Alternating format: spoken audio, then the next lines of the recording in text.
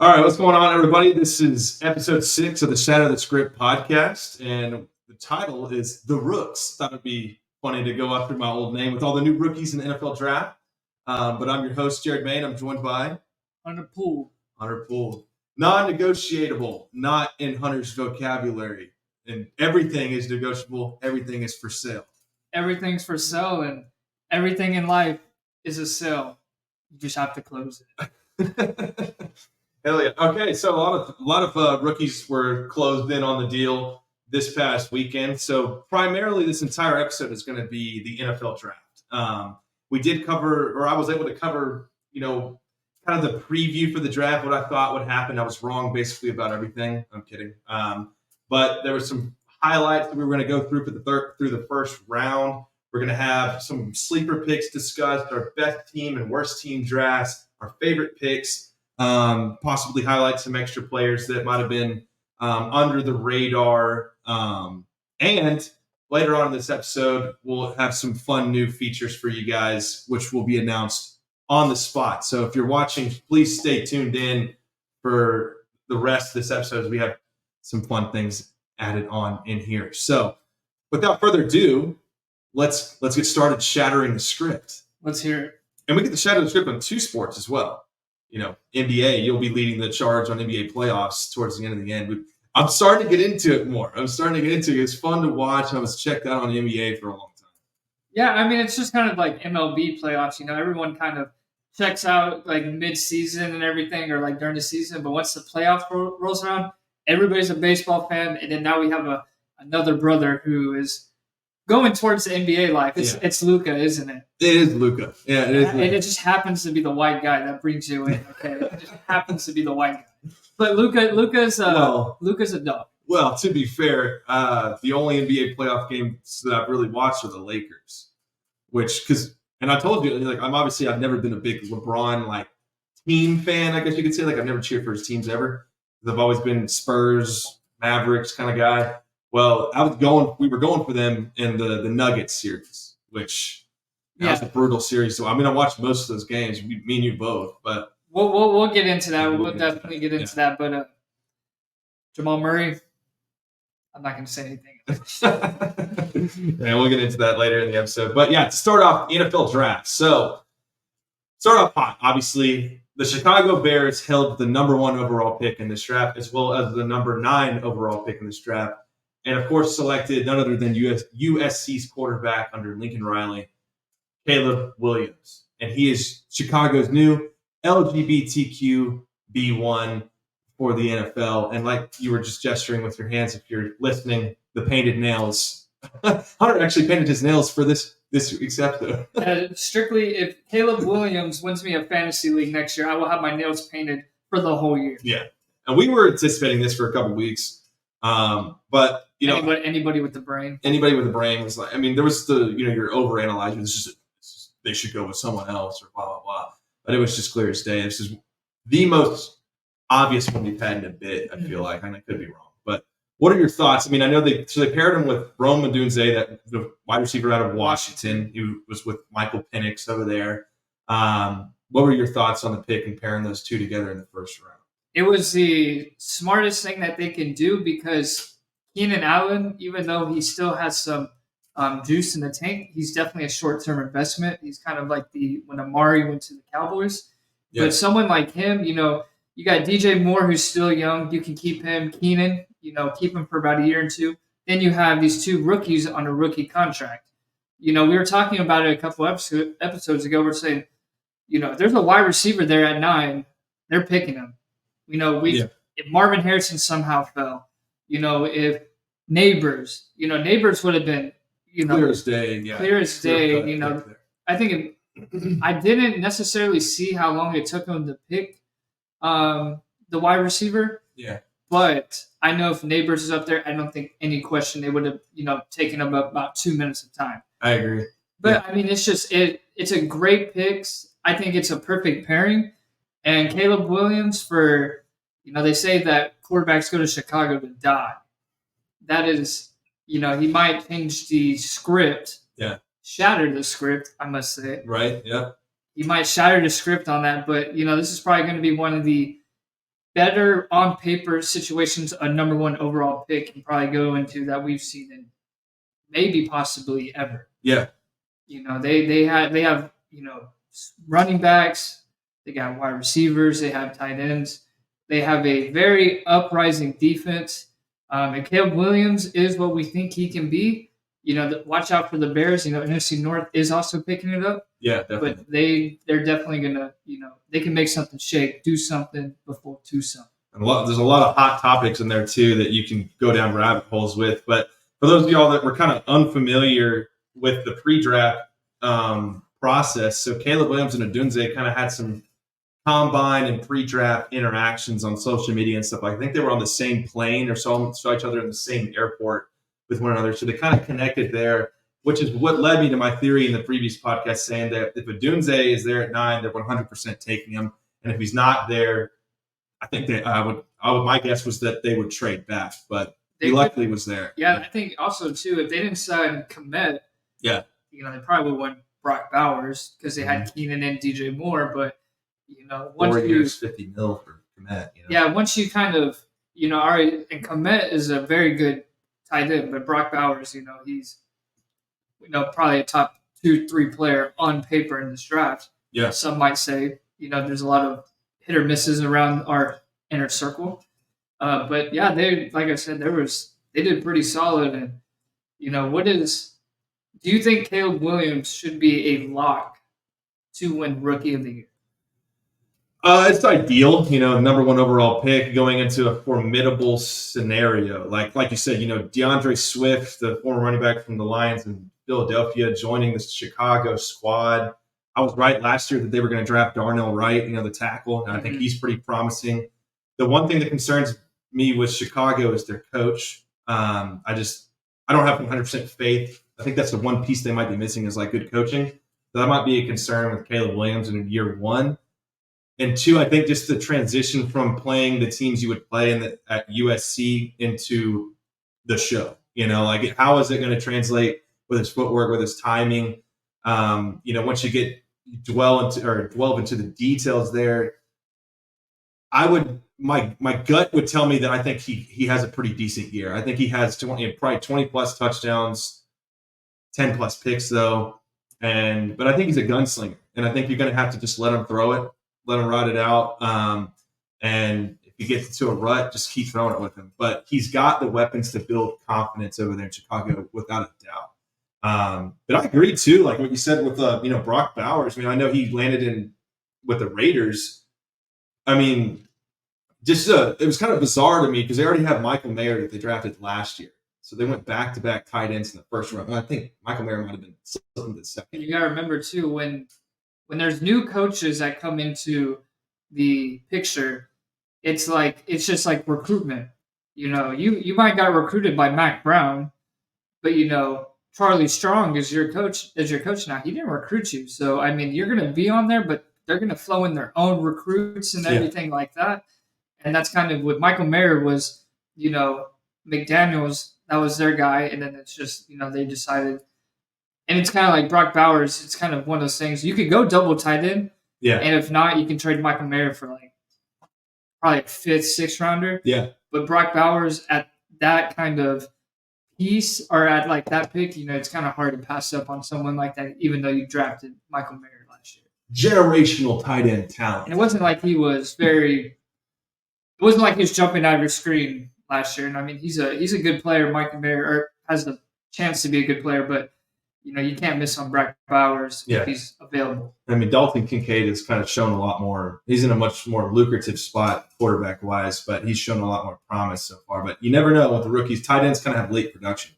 And then, of course, we'll cover, Jaden Daniels to Washington, the 2nd overall pick under the new head coach, Dan Quinn. You think I have a I don't know if it's a hot take, but he appears very undersized to me, and he was very loose with his body in college at LSU. Yeah, Heisman winner, 1,000%. In the SEC, it's a very hard thing to do. And he had crazy weapons like Brian Thomas Jr. and Malik Neighbors. So I'm curious what you think he will do in Washington in year 1. Is he not a secure lock for Rookie of the Year, but possibly a secondary not front runner, but secondary runner in that race? Like, is he going to be in contention for one? Well, it kind of just jumped on my mind when I was just kind of thinking about the situation. History repeats itself a lot. What happened when I know where you're going. Andrew Luck? He got, he's a new hot prospect. He's this prodigy coming in, and then RG3 goes second. RG3 goes to the Washington at number 2, and then you have the top prospect on number 1, and who wins Rookie of the Year? RG3. Yeah. Is that going to be the same thing with a double shot of the script here in the first 12 minutes? Yeah. So I mean, it's there, and that's another team who they have some pieces. I think their defense got a lot better on paper. Yeah. I think their defense is going to keep them in a lot of games, especially with Dan Quinn. Like I said, we have there's always hit or misses with Dan Quinn, but for the most part, most of the time, those defenses, their turnovers, they'll put points on the board as a defense. So I mean, if Jaden, if he wins, let's just say in the NFC East, let's just say they get the wild card. Say they get the 7. Yeah. Which is possible. Yeah. And I hate to say that. He has a good chance of being Rookie of the Year, but I don't think he will be. Yeah, I think one of the things about Dan Quinn, he brought over a lot of Cowboys over to his squad, and then he passed it up in the draft with a couple of, I think, interior guys, and I think they got Emmanuel Forbes, the real skinny, slick cornerback from last year. So I'm interested to see how they improve, moving off Sam Howell as well. I think that if he can escape with 6 or 7 wins in his first year with Jaden Daniels under the helm, I think that would be a successful year in terms of where they were last year. But, you never know. They could get that 7th seed. But don't be surprised if Washington somehow can sneak into the playoffs. Don't be surprised, man. I mean, Giants, I think they're further behind than the Commanders. I think it's the Dan Quinn. I think when you have a defense like his that can put points on the board, you're realistically always in most games. Think about it this too, like Downfall. When he moved over to the Giants, it was like an immediate culture change. And the roster still wasn't that great. But they had a little bit of pieces around Daniel Jones, not enough to where they could go 9-8 and get into the wild card and win a playoff game versus Kirk Cousins. Could we see the same thing with the Commanders in this year? New guy comes in, changes the culture, got some weapons around him, Terry McLaurin. I do feel bad for Jaden when he first has to run into Michael Parsons, because if he does not slide, he's going to get decapitated.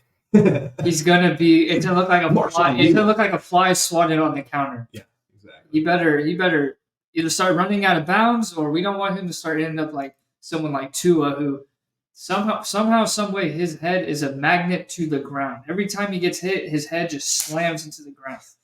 Good thing he fucking learned jiu-jitsu. Yeah, learn how to fall. Yeah, I couldn't tell him that. We covered that last year a bit. Like, thank God he learned how to fall. I mean, it's just not something you see every day for a quarterback. It's learning how to land on your head, I guess. Yeah, because it was just a magnet. Like I've never seen anything like it. Yeah. It's the weirdest thing on the planet. Okay, so now we're gonna move on. There's a hot topic in the first round here. So Atlanta coming in, drafting Michael Penix Jr. And Kirk Cousins was just signed to a 4-year, $180 million contract from the Minnesota Vikings. He was allowed to explore free agency. And so this new feature that we're bringing in is a part of Stats and Scars with the medical guy and the analyst. So without further ado, we wanted to reintroduce our contributors.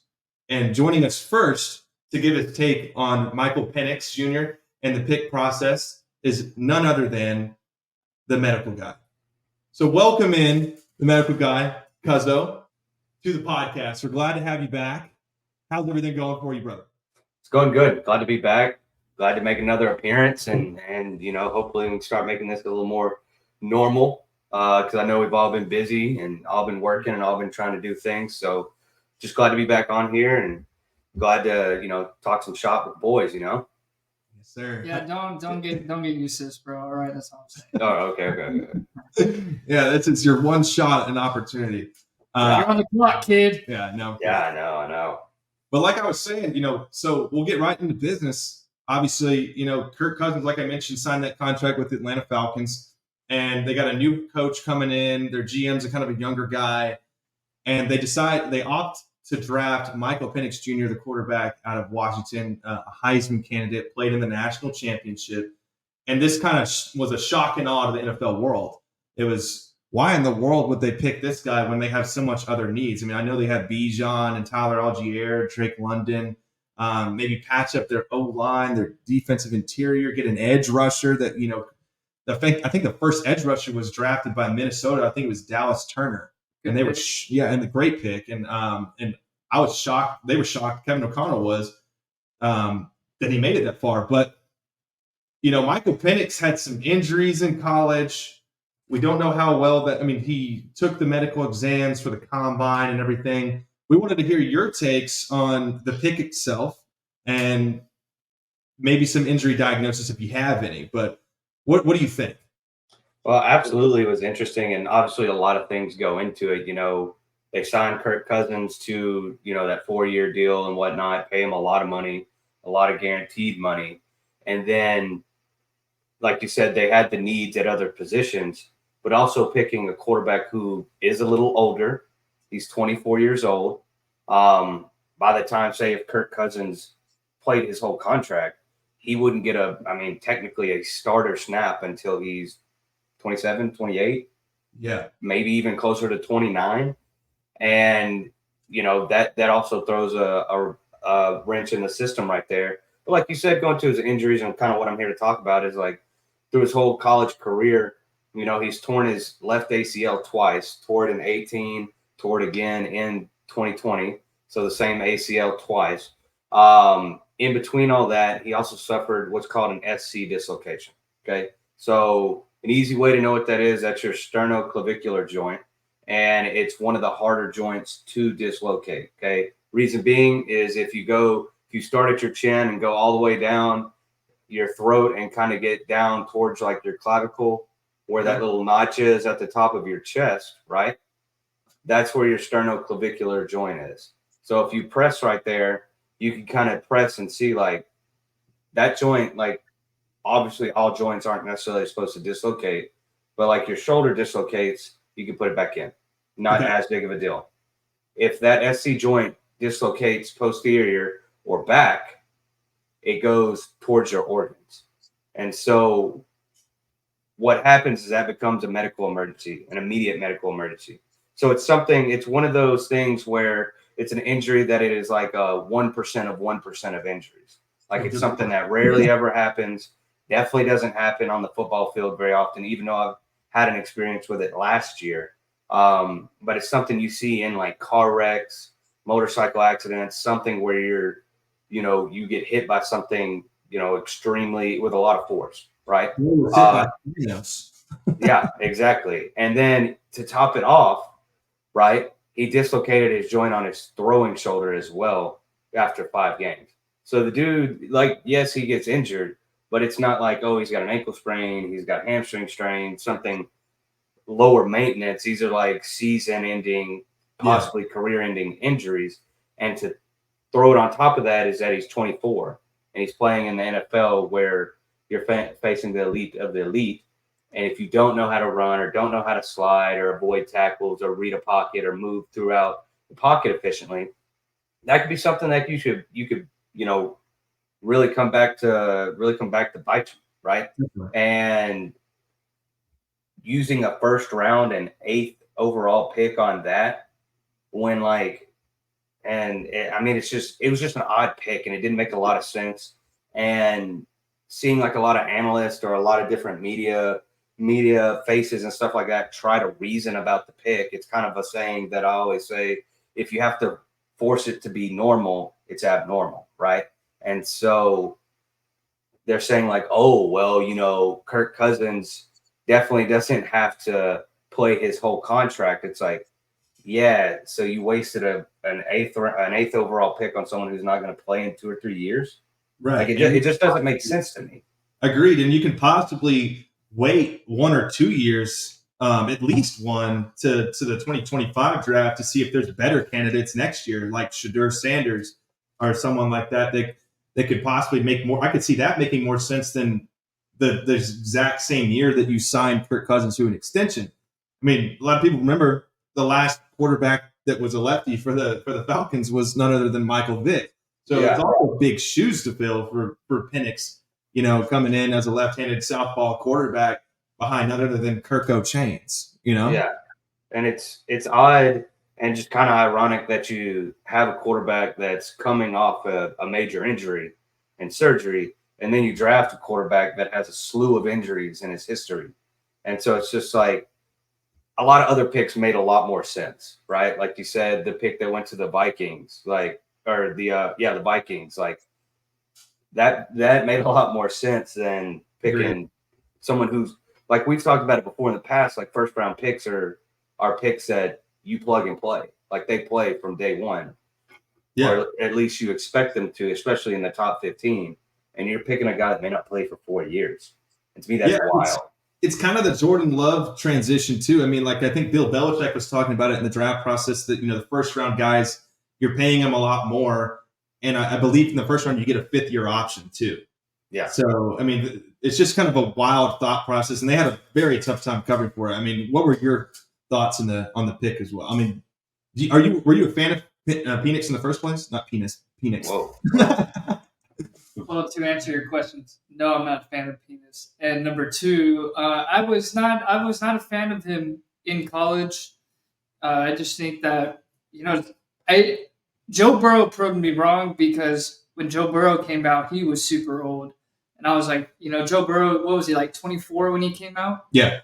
The same thing, Penix turns 24 in a week. Yeah. A week on the dot. Turns 24, and coming off, he has injuries, and he led a Washington team that was not the best team, but they did higher expectations. Now, if you want to think about, because they have Kirk Cousins, why it doesn't make sense, it's just I don't see it. They could have easily went offensive line, defense, edge, if they really wanted to. Because what do you guys think? Do you think that Penix would have made it if the Falcons did not draft him? Who would have drafted him? See, I had like a mid first round grade for him at best, and I could have saw the Raiders going after him because they were. I think they passed on the quarterback because there was no one left. I mean, Bo Nix was the last first round grade, 12th overall, but Cosmo, I'll let you answer that question as well, and then because I know you got a dip here pretty soon. So what was your grade for Penix? I mean, are you? I mean, to me, it's like to me, it'd be like a C, maybe a C minus, like, because like I've said, it just didn't make a lot of sense. And like a lot of things have to line up perfectly for that pick to work out. Right. Because they either have to work out perfectly or something has to absolutely hit the fan. Like, if Kirk Cousins gets injured this year, it's like, oh, it looks like a better pick. We got, a quarterback for the future. Right. Or, Kirk Cousins plays 3 years, y'all ball out, and then you have your backup who also is very good, like a Jordan Love situation. But, like, so many stars have to align for that to work. And so it would just kind of be disappointing if, say, you got down to his 3rd or 4th year and Penix is looking like a Trey Lance, not talking about him, but like you use a first round pick on him and he doesn't pan out at all. And all of a sudden he's, on his way to being a backup guy for his career. And the funny thing is I think Trey Lance is like 21. So yeah. And it's crazy to me. I agree. And you kind of, the potential becomes kind of lackluster in a sense where it's like you're sitting behind this guy for a long period amount of time, but you were drafted at such a high overall grade. And I get the Green Bay Packers vision that they mentioned, but at the same time, like you mentioned, if Kirk Cousins goes down with an injury, it's not an ideal scenario. But so I agree. All right. the medical guy. We appreciate you coming in for that, and we'll have you on Stats and Scar as we get closer to the NFL season, covering medical analysis and statistical analysis. But we wanted to get you in for that Michael Penix pick for the Atlanta Falcons. We appreciate you joining in, and we'll see you next time. Absolutely. Appreciate you guys. Yes, sir. See you later, brother. Take it easy. Sweet. Okay, so that was the medical guy from Stats and Scars. What were you laughing about? He was like, first it starts at your chin, then it goes all the way down to your throat, and then it hits the sternum, and I'm like, oh. I thought you were laughing. He's talking about the throat goat, though. Yeah, he was like, yes. First it hits you in the chin, then next thing you know, it's in your throat. And I was like, what? Yeah. That's probably why you kept saying penis, bro, because that's all you probably heard. Bro, yeah, because I said it once, and I was like, every time I thought of his name, I literally pronounced Penix like Penix. And I was, oh, man, this is brutal. Yeah, it's just I was listening to everything he said, so then when he started saying that, I just couldn't help myself. Yeah, so that was the medical guy that I mentioned. Appreciate him joining in. And we'll kind of move in for a little bit more of, round one. The Cowboys pick with Tyler Guyton out of Oklahoma, the offensive tackle. They were able to trade back from their 24th overall spot and take him at tackle. There was actually a lot of activity late in the first. I mean, Buffalo traded back twice out of the first round, once with the Chiefs, their division or their conference rival, and then a second time with, I believe, the Panthers. So, the Chiefs trade up to get that 27th overall pick to take Xavier Worthy, the wide receiver out of Texas, ran a 4.2 140-yard dash. Big prospect coming out of there, broke the 40-yard dash record. They're fearing that he's the next Tyreek Hill in Kansas City Chiefs. Do you believe that hype? I do not believe that hype because Tyreek Hill is going to go down as an all-time great. I don't see Worthy being like that, but like we were talking about off script, I think that Worthy is a perfect guy for that system. I think Buffalo made the right decision trading out of that and getting more of a big-time threat, kind of more positional wide receiver like Keon Coleman. Josh Allen is a gunslinger, but he's not really known for, because he has like Shakir, and they didn't throw a lot of deep balls to him. Yeah. And I think with Rashid Rice having the issues that someone like Worthy if he can catch a ball unlike MVS, they'll be okay. Because last year their wide receivers, they honestly had problems with what they're made to do, which is catch the ball. Yeah, exactly. And I don't know if you saw this, but right before the pod started, they were saying that the Chiefs fear that Rashid Rice might get suspended for half the season. Oh, 100%. Yeah. They would have definitely not taken a wide receiver or traded up if they believed that was going to happen. Yeah, if they thought that he was going to play the whole season, they might just let someone fall. But knowing that someone like Rashid Rice is probably going to be suspended, it makes sense that they had to, move up. And like I always say, someone has to sell somebody. Right. I don't know if Andy Reid or someone was like, hey, man, look, this guy's not going to play for maybe half a season at least. He might, miss a whole season. You saw the wide receivers last year. You saw how, Patrick was able to, accommodate for these wide receivers literally not catching the ball. Let's trade up. We're going to trade up 4 spots with our rival. Somehow they're going to let us get away with it. Let us grab him. And if Rashid Rice comes back, we'll be okay. But we need something beginning of season because we got real lucky last year to get away with it. Yeah. But your luck will run out of time. So we need to, step on it. And I think the GM got sold after that because Andy Reid was the closer. Yeah, and that too, like with Travis Kelce growing in age. I know they just extended him to be the highest paid tight end in the NFL currently. There might be some worries, father time over there. He might not be your number one option because Rashid Rice began to arise in that number one status last year. And then people might forget that Hollywood Brown is now a part of the Kansas City Chiefs organization as well. And he's kind of been shouted as a number 1/2 receiver in the past. I would imagine he implements into the Chiefs offense as a number 2. And Kadarius Toney, obviously number 1 wide receiver in the NFL, top 5 in the league, when he gets the ball in his hands according to his teammates. So you never know what's going to happen. Gotta catch the ball first. Exactly. Yeah. For those of you who don't know my sense of humor, that's sarcasm. But yeah, and then the last 2 picks we'll discuss before we get our second contributor on here is Carolina trading back up into the first to get Xavier Legette, the Carolina native from South Carolina, to play in Carolina. And this dude's 6'1", 225 pounds, basically built like Zeke. A lot built like I like to compare him to like an AJ Brown comp. He looks solid in college. I know. I noticed that South Carolina likes those, big physical wide receivers because that's how Debo was too. Yeah, he's built like Debo too. They like those physical guys, and he went on a podcast like before the draft, and they were like, "Well, what do you think about Carolina drafting you?" He's like, "Oh no, they're drafting me." Yeah. He's like, "I met with them like 9 times. They're drafting me." Like, okay, we'll see. And look at him. Yeah.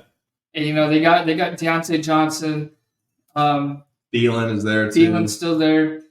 Bryce Young has a little bit more weapons. He has a good up and coming coach. Gives him a little bit more time to kind of figure it out. I wouldn't say the clock is fully ticking on him, but there's going to be a lot more eyes on him this season, especially with someone like Stroud and the season he had last year. Yeah. That clock is slowly ticking thanks to your boy, CJ Stroud. And they're going to get a little bit of impatient after watching guys like Stroud and even guys like Levis, who showed, shines of spark in Tennessee. But, like I said, I gave Legette an A.J. Brown / Debo comp. I think that's a guy that can really help them and be very versatile for Carolina. Bryce Young, like you said, I said last week, was just put into a horrendous scenario with just nobody out there. And I pray that his confidence will be able to become maximized in this new year, because it's just a very unfavorable scenario that he was drafted in. And that's part of being drafted so high in the draft.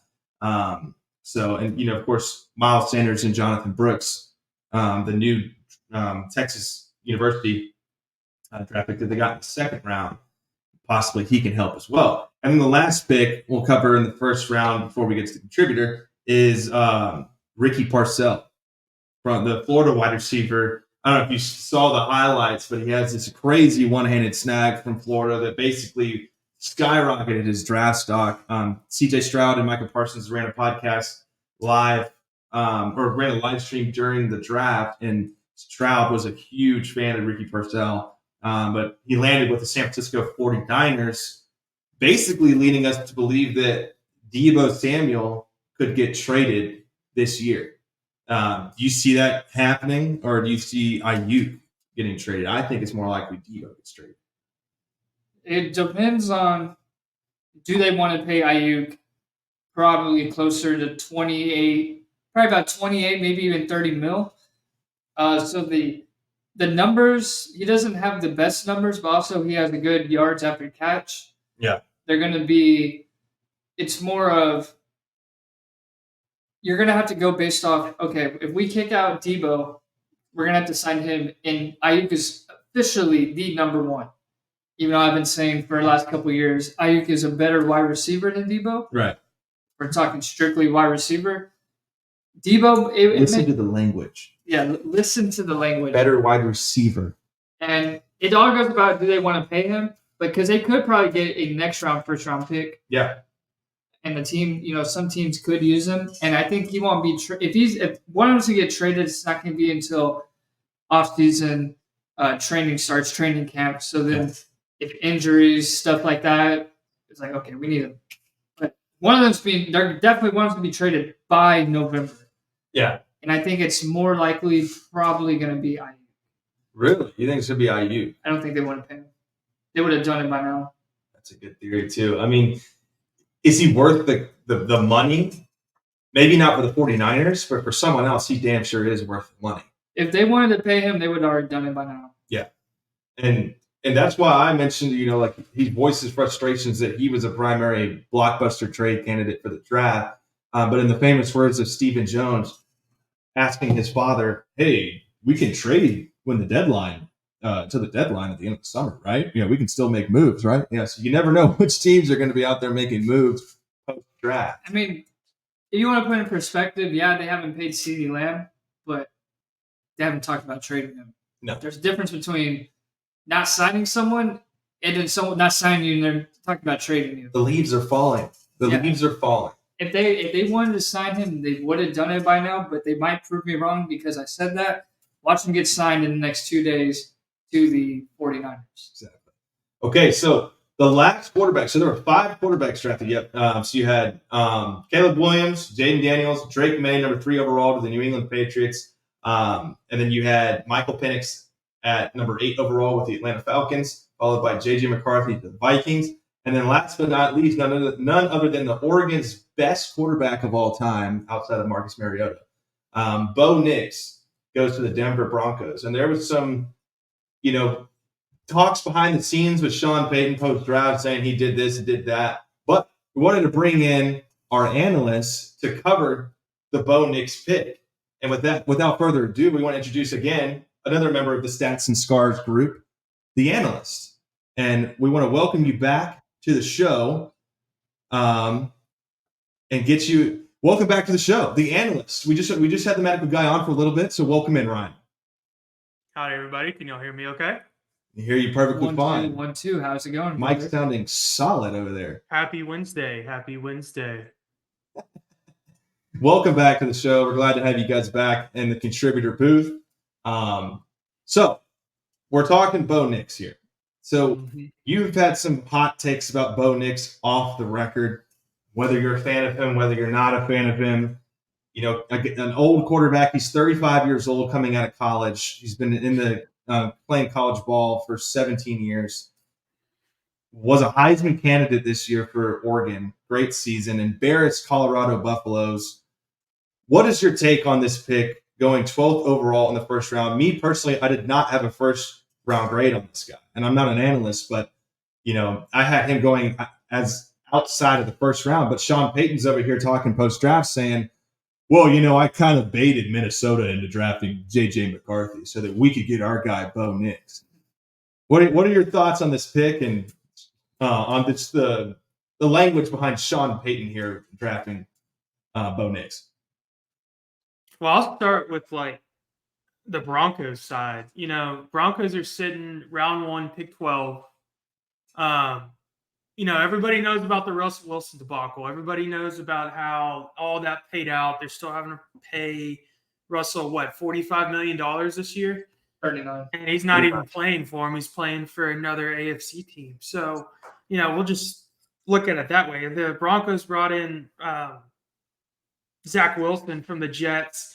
They have Jared Stidham already on the roster who hasn't proven himself really. He played well in 2 or 3 games last season. But now you go out and you draft round 1, pick 12 with Bo Nix, somebody that a lot of guys saw in the second round. So just a little background of Nix.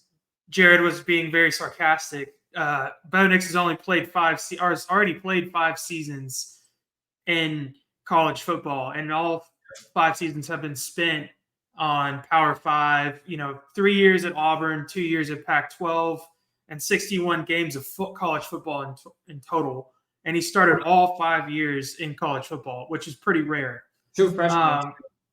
True freshman. Had a pretty remarkable season on Auburn, did some remarkable things as a freshman, but then, he kind of hit his peak as a freshman and then just brought the building blocks down. So I think the cool thing about him is he's always wanted to be an Auburn Tiger. There's a lot of talk about, when he was a kid, there's a lot of pictures, kind of like, when you're watching Thanksgiving football and somebody's like, oh, I've always wanted to be a Dallas Cowboy. Yeah. That's how he was with the Auburn Tigers. So I think it was pretty cool for him that he actually got to be there and be the Auburn Tigers starting quarterback. But he had to leave because, like I said, things went south. Right. So before I go any further, y'all have anything to add to what y'all think about Bo Nix before I get into my own view on what I actually think about Bo Nix. The kid. I'm going to let you take the reins on this one, and I'll follow. Bo Nix. So when Bo Nix first came out, and like you said, when he was a freshman, I believe his first game was against Justin Herbert when he was at Oregon. I think that was his first game. Might have been. I think that was his first game as a freshman. It was in Jerry World. And what happened was, a long time ago. Oh, shit. Long time ago.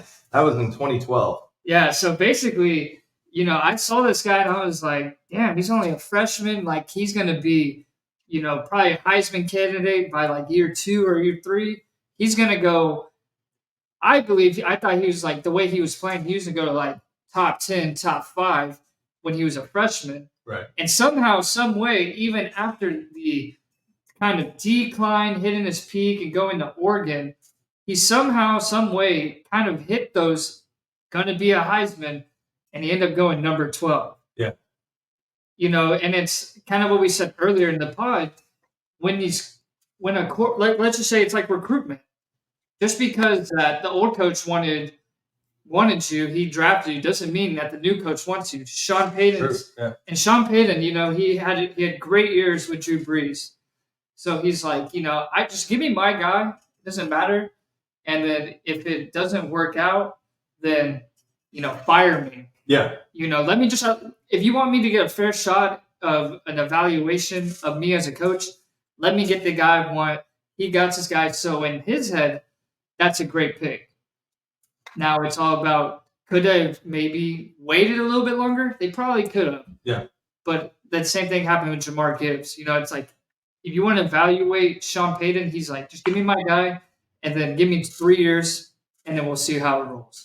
Yeah, I agree. And I see Zach Wilson being the bridge quarterback. Jarrett Stidham's kind of had his chance in the league for the most part.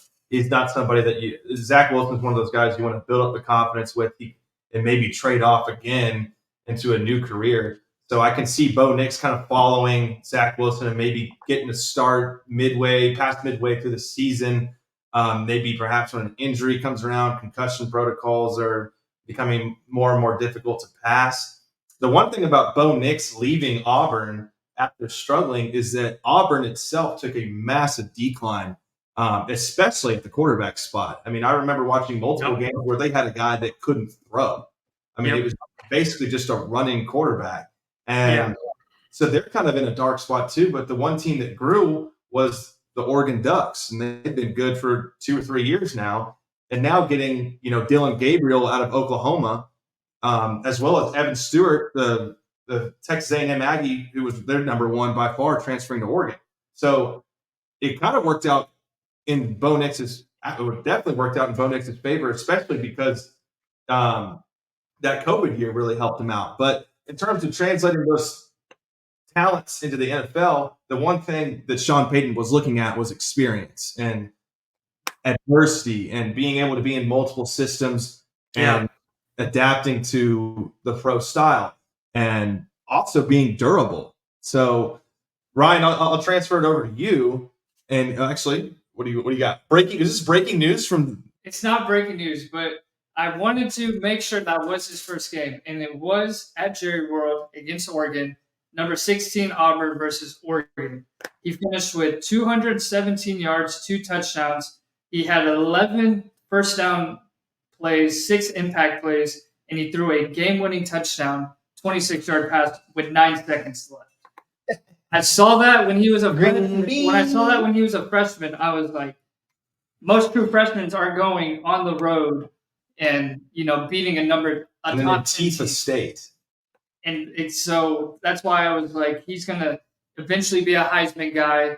He's probably gonna go top 10, and it almost happened either way, but it just didn't have. It was a different path that he was on. Yeah, definitely. And the analysts, we'll open the floor up to you for your take on Bo Nix. Yeah, so I think a lot of y'all. I'm glad you actually brought up Justin Herbert, Hunter, because that was something that I was going to compare to, because they both played at Oregon, kind of under the same system. Dan Lanning hasn't been there and wasn't there for all of Justin Herbert's stuff, but Oregon's system hasn't really changed much. So I'll lead off with this. He's 6'2", 215. Jared's right. He's a big dude. He's very athletic, and he hasn't gotten injured a ton throughout his career. He didn't test at the combine, so you don't really know how fast he is. You don't really know how much he can bench, but I mean, that's pretty common for a quarterback to not test, but maybe just throw at the combine. Right. You know, they're not going to do the benching. They're not going to do the 40-yard dash. They're just going to get out there and throw for you, unless you're Caleb Williams. And then, which is also not uncommon. But he fit, like Jared said, he's finished third in Heisman voting, excelled in his final year at Oregon, finished 12-2, won the Fiesta Bowl in a commanding fashion against the Liberty. I mean, he had a really solid senior year. But I think what the Broncos were looking at altogether is what Jared was saying earlier too, is that he's played 61 college football games. 61. That's 5 full seasons of playing college. But the question is, what does the tape tell you? So, strengths. I think he has his number one strength is his mobility and his arm strength. I would say that Bo Nix he has the ability to make plays and contribute to a QB run game and stay on his feet well enough to like extend plays. But, that's pretty common with quarterbacks today, though. Patrick Mahomes is one of those guys. Yeah, especially in college. The question is, what does that separate you? How does that separate you? Well, I think his second strength is eye discipline. If you watch a lot of his plays, he has a great eye discipline, which is important to hold off NFL caliber safeties. Right. So he maintains downfield vision when he's climbing in the pocket or extending plays with his legs, which leads to my third strength. So playing at Oregon, and this is why Justin Herbert was such a shock to the NFL. Oregon runs an 11 personnel, which means one tight end, one running back, a true spread, where their gap-heavy run game and a passing game is emphasized on low and high horizontal stretch concepts. So you're talking mesh, you're talking shallow cross, you got to post, you got to dig, and you got to drag, stuff like that. And then when they say gap-heavy run game, they run a lot of zone, they run a lot of like power pulling out of quarterback, stuff like that. So Bo is really good at reading the first and third level. He's become a first and third level read connoisseur because that's what the RPO game is. It allows you to, make quick decisions on the screen game, the slant game, stuff like that. And then if that slant game's not there, the third level is. So he's really good at launching the ball and playing the first level. Similar to Jalen Hurts in Philadelphia. Yes. Similar to that style of play. Okay. Yes, and it's going to be – this is where it gets kind of funny because a former quarterback that played for Denver was also very good at this, and he just left. That would be Russell Wilson, which leads into my weaknesses. Yeah. Where he is weak, and it's kind of shocking because, like I said, he's played 61 in college football games. You think that if you play 61 games – you would really start focusing on the NFL stuff. Right. So I think his number one weakness is his anticipation and his ability to throw the ball against man coverage. He displays exceptional accuracy when hitting the first and third levels of the field, and he does it really well. But the one thing he did do a lot of at Oregon was attack the middle of the field. The intermediate level that makes a good NFL quarterback great is the middle of the field. If you can't throw in the middle of the field, and I've said it 1,000 times on this podcast, which is ironic, but if you can't hit the middle of the field, then you have no shot in the NFL. He has a sufficient arm strength. He's got a strong arm, but where he might struggle is he consistently make those difficult throws that the NFL requires, field outs, comebacks, seams, layered throws, like I was talking about in the dig windows, right there behind the linebackers. Basically, if you're in 3rd and 10, it's the middle of the field at 10 yards. All of those throws are the ones that separate good QBs from great QBs. So that leads to number 2, his accuracy under pressure. That's going to fall apart if he gets pressured. He played against behind 2 great O-lines. And then his willingness to actually be patient and work in the second and third levels. So overall, I understand the Broncos situation. I think finding another QB now that Russell is gone, I'm not sure it was smart on the Broncos' part to reach in the first round. Maybe they should have traded back and tried to get some picks out of it if they were really going to go after Bo Nix in the first place. Right. All in all, I do not see Bo Nix like pulling through and being anything more than a quality backup like long term in the NFL. I think people are going to look back on this pick and be like, man, I don't know about that. That was kind of a reach.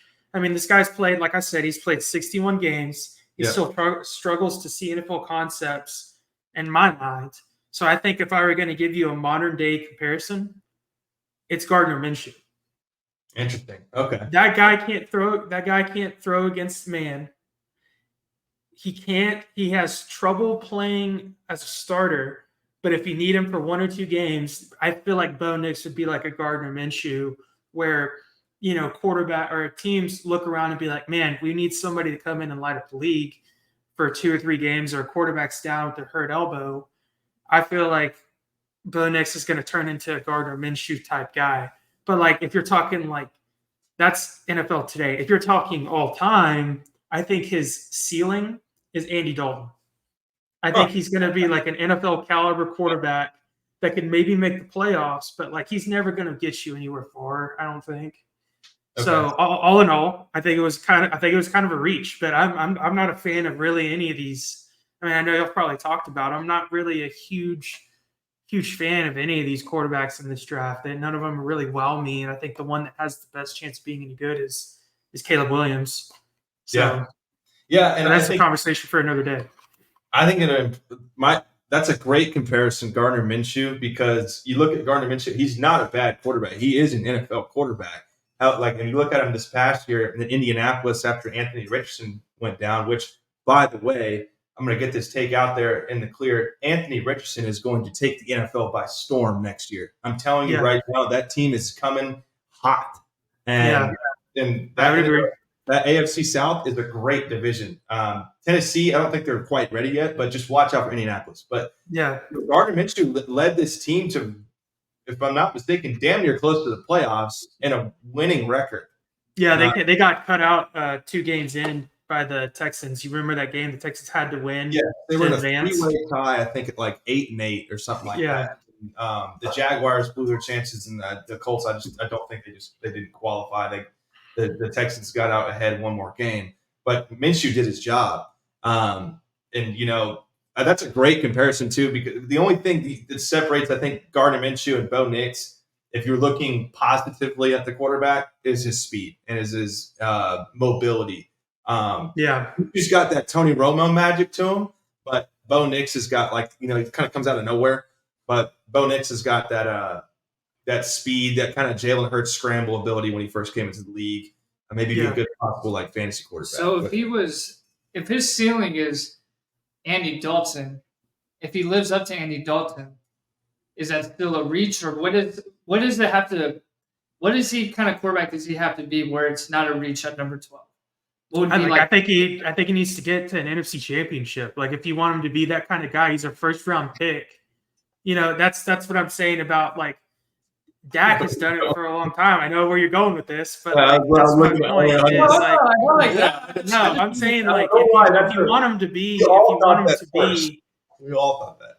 If you want him to be like the reason I started off earlier with you saying I'm glad you brought up Justin Herbert is like Justin Herbert played at Oregon. Justin Herbert was throwing screens and RPOs, and nobody thought Justin Herbert was going to be what he is. But Justin Herbert is that guy because he's got a absolute rocket arm. Like, that's not Bo Nix. Bo Nix is not coming out of college and you're sitting there going, I can't believe people didn't draft Bo Nix the first overall quarterback. Like, he's not that guy. Right. But I think that Bo Nix could get you to the playoffs as a high ceiling. I just don't think he has the talent to overcome or be like the X factor in a football game, like Josh Allen is, or Patrick Mahomes is, or like, those top tier guys that are just a tier above. Yeah. And that's your Dax, your Jordan, or right now your Dax, your Jalen Hurts, your Lamar Jackson, that there aren't their X factor tier 1. I've got a quarterback that's going to lead us down the field in 2 minutes. That's kind of my comparison. Yeah, I guess I kind of worded it wrong. I kind of meant like if he reaches the Andy Dalton level, does that mean that he had where would that rank his career? Does that mean that was a good career, or is that like, that's just even he's Andy Dalton kind of career, but he was 12th overall, so technically it would be he didn't live up to the expectation. I would Yeah, answer I think with Yeah. very, very quickly. I would answer that question with you hit on the quarterback. You did a great job. You found a guy that could win you some games and get you to the playoffs. Yeah. And he borderline franchise quarterback, but you didn't blow the pick in half to where it's like, oh God, like what did we do here? This was a big miss. Zach Wilson, the Twitter analyst, got us on this one. Yeah. The biggest challenge, I think, the last thing I'll say about it until I get off to Ryan for his final take on that question is, how does Sean Payton translate his coaching style to a guy that is nowhere near the type of style of quarterback that Drew Brees was? That's his number one thing, was pocket passer. We're going to light up the league 5,000 yards passing with Drew Brees. And then you translate that to mobility, lackluster arm strength, and I guess longevity of a career in college. Well, he took Drew Brees after he almost couldn't even play in the NFL anymore to a shoulder injury. Yeah. So we don't know, like Drew Brees, the way he took him. Don't doubt Sean Payton. Yeah. That's what I'm saying. I would not. I think you'd like this. Concern for me. Yeah, he would just have to, like, if that's who he wants. He obviously, I think if he could revive Drew Brees' career after kind of a career-ending injury, I think he has the opportunity to, transform someone like Bo Nix. And then Ryan, your answer to that question about Andy Dalton comparison? Well, yeah, I'll make that quick. When I meant Andy Dalton, I mean, like, I think he reminds me of how Andy Dalton used to play when he was in college. I know that was a long time ago, but that's kind of what I mean. I think, to answer our question, is we're all on the same understanding here, that I think he's not going to be like your tier 1 guys, but I think his ceiling is that tier 2, tier 3 area where you got all the same quarterbacks that everybody argues about who's 5 through 10. That's maybe his ceiling for a couple of years. Yeah. But moving on, geez, I just lost my train of thought. What were we talking about? We're going to transition into the team that had the best draft in our. And so, that kind of covered our first round analysis, which, took up a grand portion of our episode, which honestly, that was great.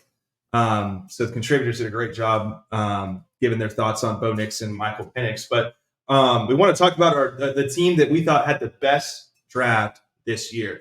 Now, you can argue, is it the teams with the most picks? Is it the teams with the least amount of picks that have the draft the greatest value? Can you really grade honestly grade a team that didn't really have a lot of needs, but just kind of patched some small holes? Is that a great draft? So I'll start with mine. This is who I think had the best draft in 2024, and I think it's the Green Bay Packers. A lot of people on Twitter thought that they had a bad draft. I disagree. They signed David Bakhtiari back to Green Bay, get him at tackle. Their first pick in the draft was one of the highest valued offensive tackles, not on the tackle board, but just as a lineman in general because of his versatility. He's going to move inside, according to Green Bay Packers insiders, he's going to be moving inside to guard and kind of be able to like a Tyler Smith in Dallas and be able to flex in and out. And he had an 86 grade coming into this draft on the consensus board. And people were yelling at this pick like, oh my God, we need this. Well, people forget they already have Jaden Reed, Christian Watson, Romeo Dubes. They signed Josh Jacobs, after they lost Aaron Jones, which Josh Jacobs is very durable, great running back. That's a patched hole. Jordan Love coming off 30-plus touchdowns in the NFL. And then you got the best linebacker in this class, supposedly, out of the Texas A&M Fighting Aggies, Edgerrin Cooper, who had 17 tackles for loss as a pass rusher, great speed, outstanding open tackler. And this guy, I think, is going to be a stud. I really do. He's one of the very few Texas A&M Aggies entering the draft where I unbiasedly say, or I guess in this case, biasedly say, this guy's going to be good. I mean, he was the heartbeat of this defense. Followed up by the number 1 ranked safety in this class, Javon Bullard out of Georgia. And this is basically your Donovan Wilson, you're on steroids. Great in pass coverage, outstanding aggressiveness coming downhill. He allowed one of the lowest passer ratings in college football in the toughest division, the SEC. And then last but not least, one of my favorite picks that they got was a running back out of USC who averaged 7.1 yards per carry. He's 5'9", 220 pounds. Kind of reminds me of I gave it, what's his name? Maurice Jones-Drew comparison is the player comparison I have for him. But his name is Marshawn Lloyd, running back out of USC. I think the Green Bay Packers hit on this draft. And that wasn't the only safety they got. I think they got 3 safeties, but one of them has played both cornerback and safety. He's versatility. They're probably going to move him around. People were bitching and complaining about the Packers, but don't sleep. I think they know what they're doing. That's my favorite. And then what is yours? Or should we go to Ryan? No, I got one. No, let go, Hunter, go. So this one's going to sound kind of very base, but just the way I view this person is I think they're going to hit in the weapons. It's the Chicago Bears. Okay, yeah. I've always been a fan of Caleb Williams. You know, I'm one of those guys that I'm not saying that he can't play the way he played in USC because of the NFL, the speed, the athleticism, all the defensive players. But there's a lot of things that you can't coach that Caleb Williams has. Given that, they also added another rookie wide receiver, got a couple of linemen. He has the weapons. Hardest position to draft in the NFL is quarterback. We talked about that. If someone like Dak was to leave, how are they going to hit on a quarterback? Yep.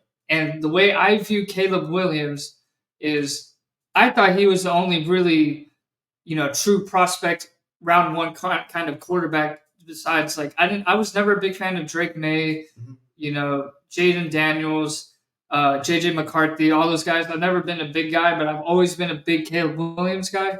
And it's one of those things where if quarterbacks go to die in Chicago, I think Caleb Williams has the opportunity to change that mold, shatter the script, and make something happen. So I'm going to go with these Chicago Bears because of Caleb Williams and the weapons they added to the weapons they already had. Yeah, and that's a great example of not having a lot of picks in the draft, but they did a lot pre-draft that really excelled their roster and their team.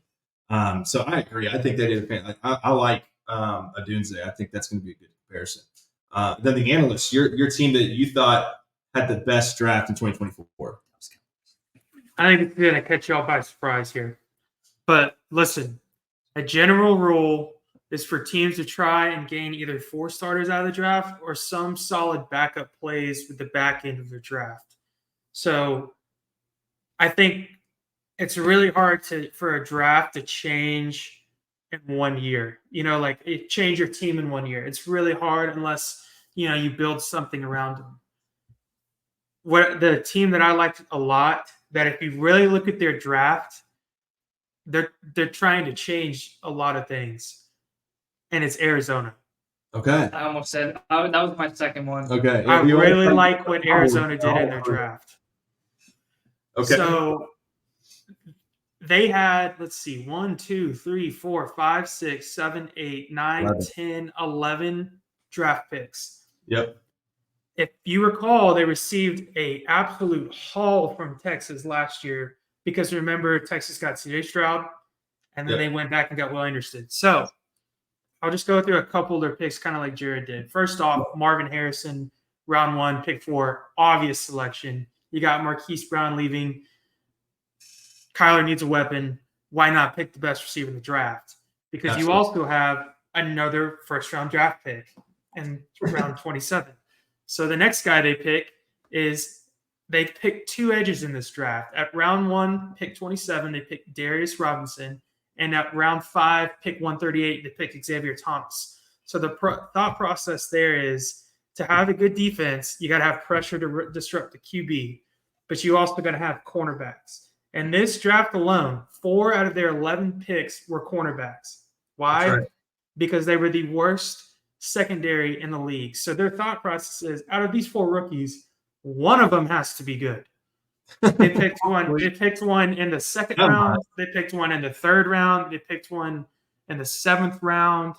Excuse me. They picked 3 No, they didn't. One, two, I got three. one. Two wide They picked- receivers. 3. Yeah, and then they brought one back they brought one out of undrafted free agents. So they're inviting another 4th rookie to camp. So all in all, I think this is a step in the right direction for the Cardinals to trust the process, and they're kind of looking to build again. And I think that they got some pieces here that they can work with. They already have, McBride as a tight end. They picked a backup tight end for him to kind of get under his guard and learn. They picked a tackle at round 5 to protect Kyler. I mean, they went around and they picked all these pieces up, and I think their thought process is, hey, one of these has got to work. And I think looking forward now for the Arizona Cardinals, I don't think they're going to be great, but that's my point is like if they can hit on these picks in the next 3 or 4 years and keep building, they could be something. But I think what I'm really actually interested in is what they're going to do with Kyler, because let's not forget there were trade rumors. Yep. So I was about to ask because that's a possibility too, because they just brought in a new coach as well from out of the Philadelphia staff that went to the Super Bowl not too long ago. And I actually like him. I think he's going to do good things in Arizona because him and Shane Steichen, I think, is Colts. I might get this reverse. And then Jonathan Gannon, I think, is Cardinals. Gannon's Gannon, okay, so Gannon's the DC, the old Eagles DC. He's the head coach of the Cardinals now. So last year, people always forget when a lineman gets drafted. Unfortunately, last year it was Paris Campbell Jr., one of the top prospect tackles in the draft. Yep, drafted in the top 10 for Kyler Murray. And then you've got James Conner. I thought they were going to patch up on running back there, but they didn't. They got Trey Benson. But that's the one pick I was about to mention is there you go. With James Conner's injury history, they drafted Trey Benson, who is a haul of a running back. So he's the running back from Florida State. He's basically the whole team that carried them in the back half when their quarterback got injured. He's an absolute beast. So they picked him up knowing that Kyler Murray needs some run game support, and they know that James Conner has some injury history there. But anyway, they've got a good little setup team, and I think the only thing that I would add to what Jared said is if you look at their draft, they're trying to build the Eagles roster again. They got 2 edges, and they're going to try and get corners. And that's how the Eagles did so well that year they went to the Super Bowl is they had some shutdown corners and some nasty edge guys. So that's kind of what you can tell that's what they're shooting for here. It's funny because the Cardinals traded away Hassan Reddick. Hassan Reddick and got rid of Isaiah Simmons last year. So they're just patching up those edge holes. But they got all the picks from it. So that's what they did is they went out and they're going to try and rebuild. So I really like what I see on this. So okay, we'll move on to the team with the worst draft in this 2024 NFL draft. This one's hard because you can't tell who's going to miss and who's going to hit on all these ones. It's kind of like what I talked about. If you don't have a lot of picks, is it a bad draft? If you have a bunch of picks but you're missing a lot of them, is that a bad pick or is that a bad draft? But can you really decipher which ones are good and which ones are bad? So really, all of our takes here will be a part of a Shatter script because we could be going against the grain here. We're basically betting against all of these rookies who have never set foot on the NFL yet. So I'll go first again on this one. I had the 49ers as the team. Oh, I almost picked them, Jared. I almost did. I don't know why. And I'm going to be honest. I looked at every team on the ESPN app, and I almost was convinced to bet on a baseball game while I was in there. But I'm looking on there, and I'm like, I don't know. Like, Carolina didn't do so bad of a job. Dallas had a pretty great draft. Huh? I thought Dallas had a good one. You just said great. They had a great draft? No, it's a pretty good draft. You said great, but okay. You check. Follow up. But, I think they reached for a lot of their draft picks. It's just the main reason why I'm bringing them up. The only really pick I liked from them was Ricky Pearsall, the wide receiver out of Florida, which we talked about just a bit earlier. In that would include a Debo or an Brandon Ayuk trade before the season starts, or like Hunter mentioned earlier, by November. And so, their right side of their O-line has been a struggle for them for the past 2 years, but this is one of those teams where there's not a lot of holes to patch up. It's just like Are they just kind of throwing some value picks out there? So that's why I chose them. I was like, okay, let's go look at, did they choose for value? Well, they didn't. A lot of their draft picks they reached on a lot of them. And I'll kind of go through one or two of them that kind of stood out on here. And it was just kind of bizarre to me that Ricky Purcell, great pick. The first cornerback that they take was the 15th positional ranked cornerback in the draft. This was drafted in the second round. And then they followed that up by a tackle out of Kansas, who was the 14th ranked tackle. This one wasn't too bad. I actually didn't mind this pick because it was, again, they love these tackles with versatility. And then last but not least, they followed it up with, a safety who just didn't have a very good, I don't know. So it's just like the eyeball test to me didn't really seem that appealing. They could all turn out to be hits, but I just disagree with a lot of their choices at 49ers. If it were me, I would have drafted an O-lineman a lot earlier to patch up that right side of the line.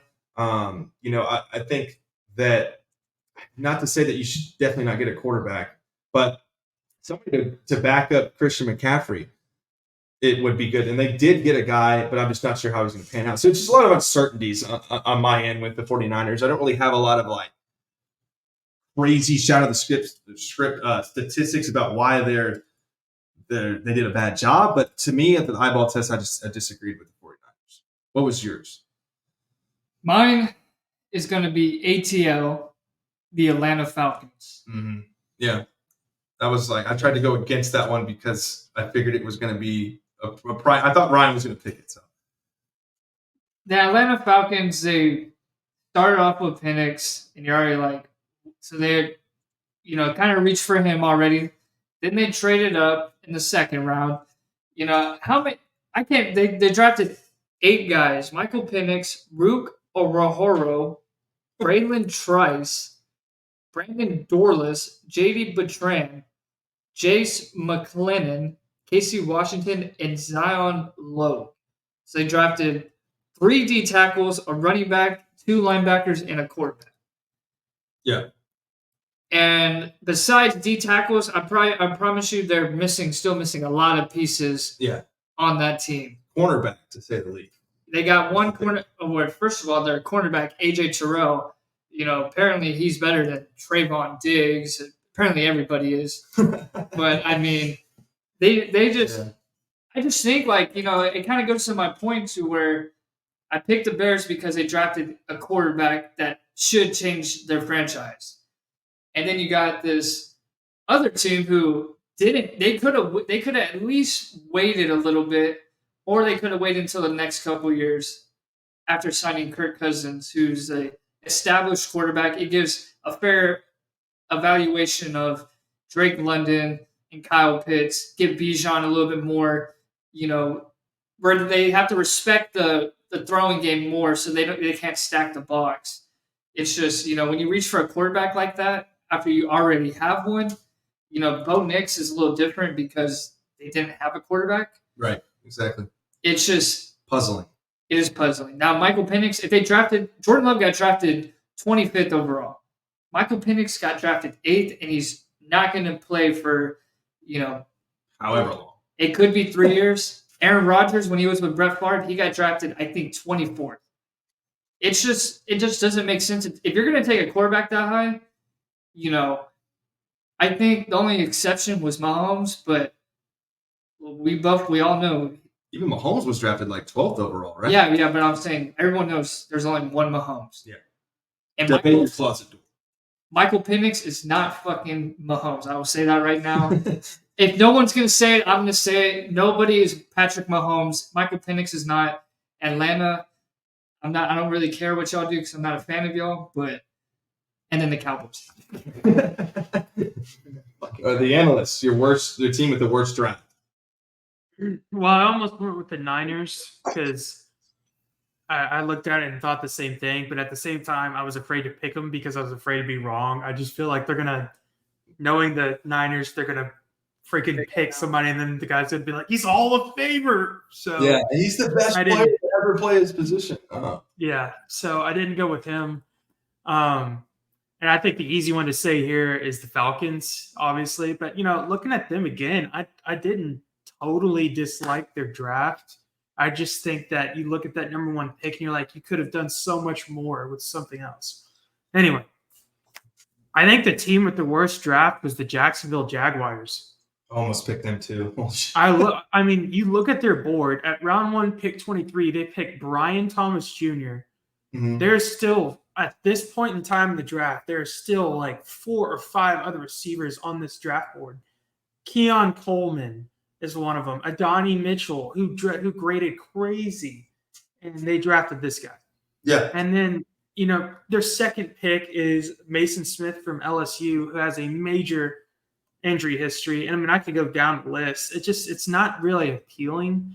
And you got to remember where this team is at. This team is on the brink of trying to be either in the playoffs or trying to stay competitive in their division. And you throw out a draft capital like this. It's just kind of pathetic to me. Like remember the rule I told you earlier. You're trying to put starters on your table, and it just looks like you look at this board and maybe the first round pick, maybe the second round pick are the only guys that are actual starters.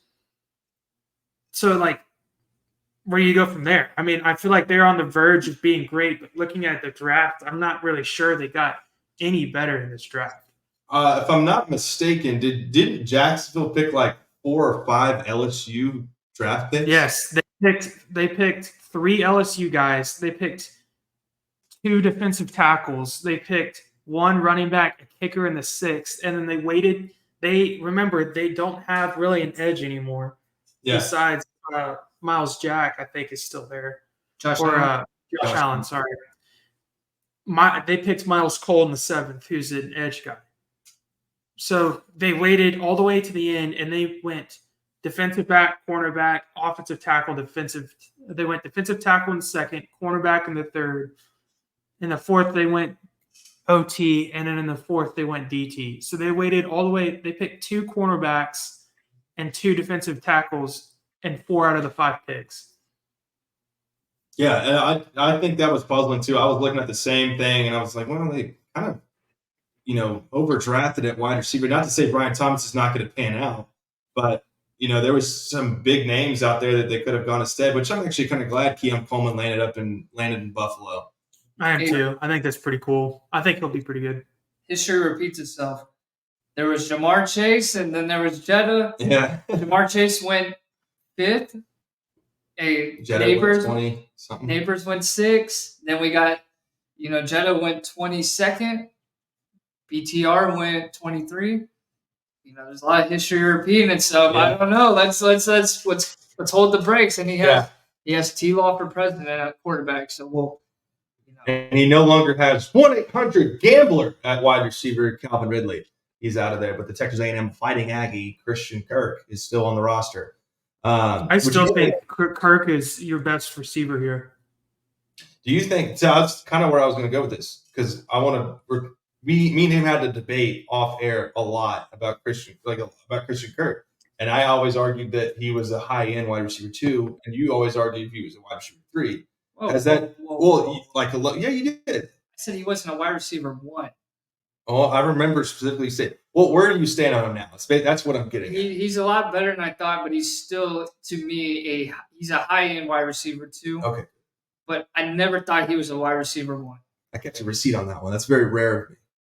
I'm just saying, people were saying he was a wide receiver 1, and I was like, I don't think he's a wide receiver 1. No, the original debate was, does Trevor Lawrence have enough weapons, which transition to whether or not Christian Kirk was one.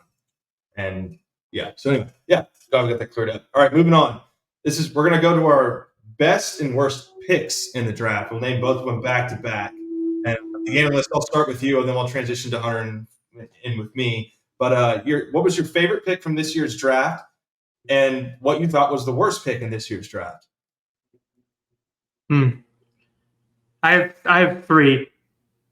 Okay. I have 3. There's 270 picks. Yeah, I have 3 that really stuck out to me that kind of I saw it happen. I was like, ooh. Good, because I didn't want to. The first one for me is Cooper Beebe for Dallas. Yes. I Yeah. saw them pick him, and I was like, my God, look at this guy. And I started going through all of his highlights. Like, I know he's playing for the Cowboys, but if you look at him, he's like a Zach Martin Jr. And he Well, looks exactly like Zach Martin. a lot of people don't see the vision. I know Ernie on Twitter sees it, but what they saw was Deuce Vaughn running behind their Kansas State Connor Beebe. That's what they saw. Yeah. But he just looks like an all-pro. I mean, he's got all the intangibles. He's like 6'5", 335 pounds. We've had our struggles on offensive line, especially on the interior, with either staying healthy, especially since Travis Frederick left. But he looks like he's played every position on the line in college. Yeah. He played left, tackle, right, tackle, guard, center. And we have one missing piece, according to everybody, on our offensive line, and that's center. And all of his teammates were asked about him, like, hey, what do you think of Cooper? And he's like, you want him to play a offensive line position? He can play it. So Sign me up. sign me. My next one, I'll make this one quick. Blake Corum, round 3, pick 83. I know the Rams already have Kyron Williams, but I really feel like because McVay is just a wizard, he's going to figure out how to make Blake Corum be like another dog, kind of like a 1-2 punch. He did it with Puka last year. I think he'll do it again with Blake Corum. Yeah, I love that pick too. They were actually a candidate for my team that drafted the best this year. Was the Rams? Yeah, they kind of did what I said. They got an edge, and then they patched up Aaron Donald's vacancy with a great defensive tackle. And then we got Blake Corum. So, yeah. And then my last one is Adonai Mitchell, round 2, pick 52 for the Colts. This dude graded DK Metcalf numbers. Like, out of 4,000 receivers that have been graded in the NFL Combine, I think he ranked in the top 15. The only worry here is there's been some reports about him having some off-field issues. However, if he's able to stay on track, this is going to be a huge weapon for Anthony Richardson. Absolutely. I think that would be huge. So I'll let y'all do your favorite picks, and then I'll do my worst. My favorite pick was probably number 5, the Chargers, Joe Alt. Mm-hmm. Big old Joe. That's controversy right there. The thing about we've seen the Notre Dame linemen, Zach Martin, Quinn and Nelson. Those guys are probably going to be, well, one for sure is going to be a first ballot Hall of Famer. And Zach Martin. Yeah, what else? Quinn Nelson, but just to clarify. So the thing about the Chargers is a lot of people thought they were going to go wide receiver. You know, they're still needing some weapons on the outside. But, I mean, if you can't throw the ball, you don't have protection because Justin Herbert, for how big he is, there is a little bit of injury concern with him a little bit. He has a lot of, nagging injuries, throughout this, his ribs and was his finger last year. Yeah. Constantly hurt. You need to protect, your prized possession in Los Angeles.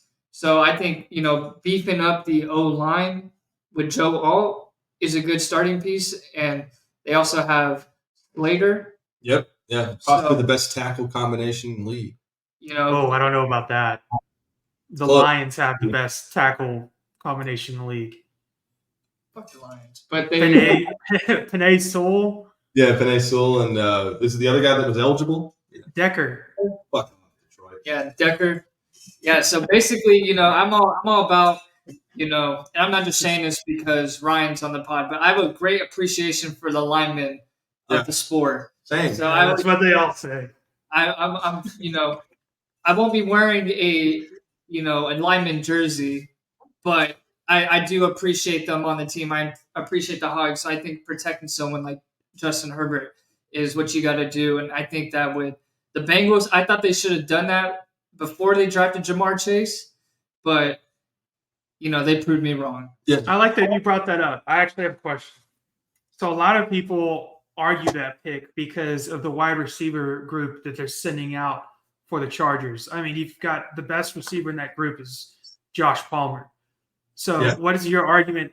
Perfect example is what you just said about Jamar Chase. how the Bengals picked him as a weapon for Joe Burrow. What makes you think that them going the tackle route is better than getting Josh Herbert or Herbert a weapon?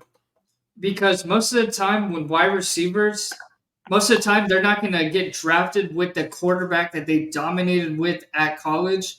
It'd be different if this was like, let's just say they needed either a weapon or a lineman, and they had one of Justin Herbert's old teammates that, won a Heisman with and everything. They have connection.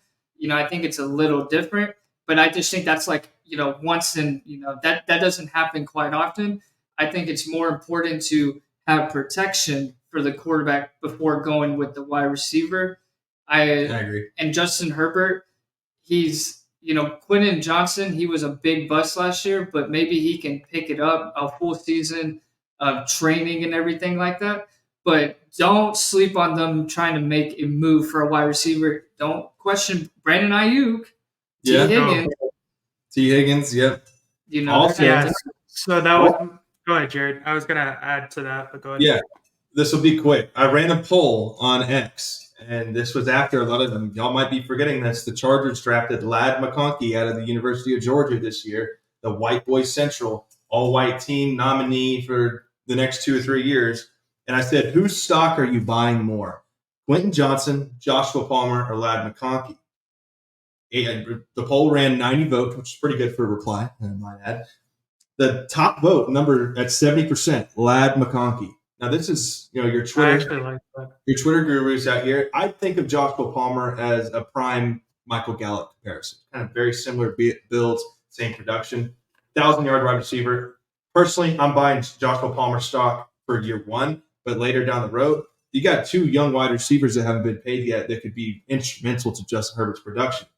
So they think in that organization's room that they solved the issue after drafting and protecting the quarterback with Joe Alt. And obviously Rashawn Slater not too long ago, and I think the same year Parsons got drafted. So I like what they did. I think it'd be different, like you said, when Jamar Chase got drafted when they needed a tackle, is that, we would doubt it. But yeah, Ryan, what was your follow-up question? I was going to say, I think Hunter's completely right. And I also think that was a Harbaugh decision too. I mean, clearly Harbaugh wanted some protection, and that's also why he went and got Gus Edwards, is because I think he's going to try and take what he did at Michigan and put it into the NFL. He's going to try and run the football. Yes. So I think that he thinks,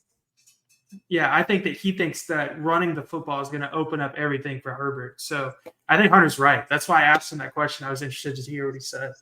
Yeah. Was that your only pick, or did you have a worse one as well?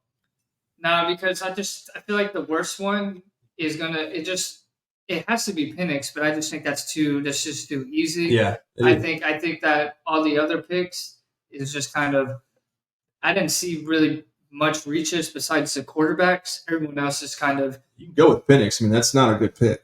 I mean, it's not. I agree. Even if it pans out, it's not a good pick. And then I guess honorable mention for another good pick is, and I talked to Jared about it off script, is I think the Bills were smart to not necessarily give Worthy to the Chiefs, but I think Keon Coleman fits a lot more in that system than Worthy would fit with Josh Allen and the Bills, because of the Bills having, Bills are used to like possession wide receivers, not really more of like, take your head off and everything. And Worthy, he's going to fit well with the Chiefs.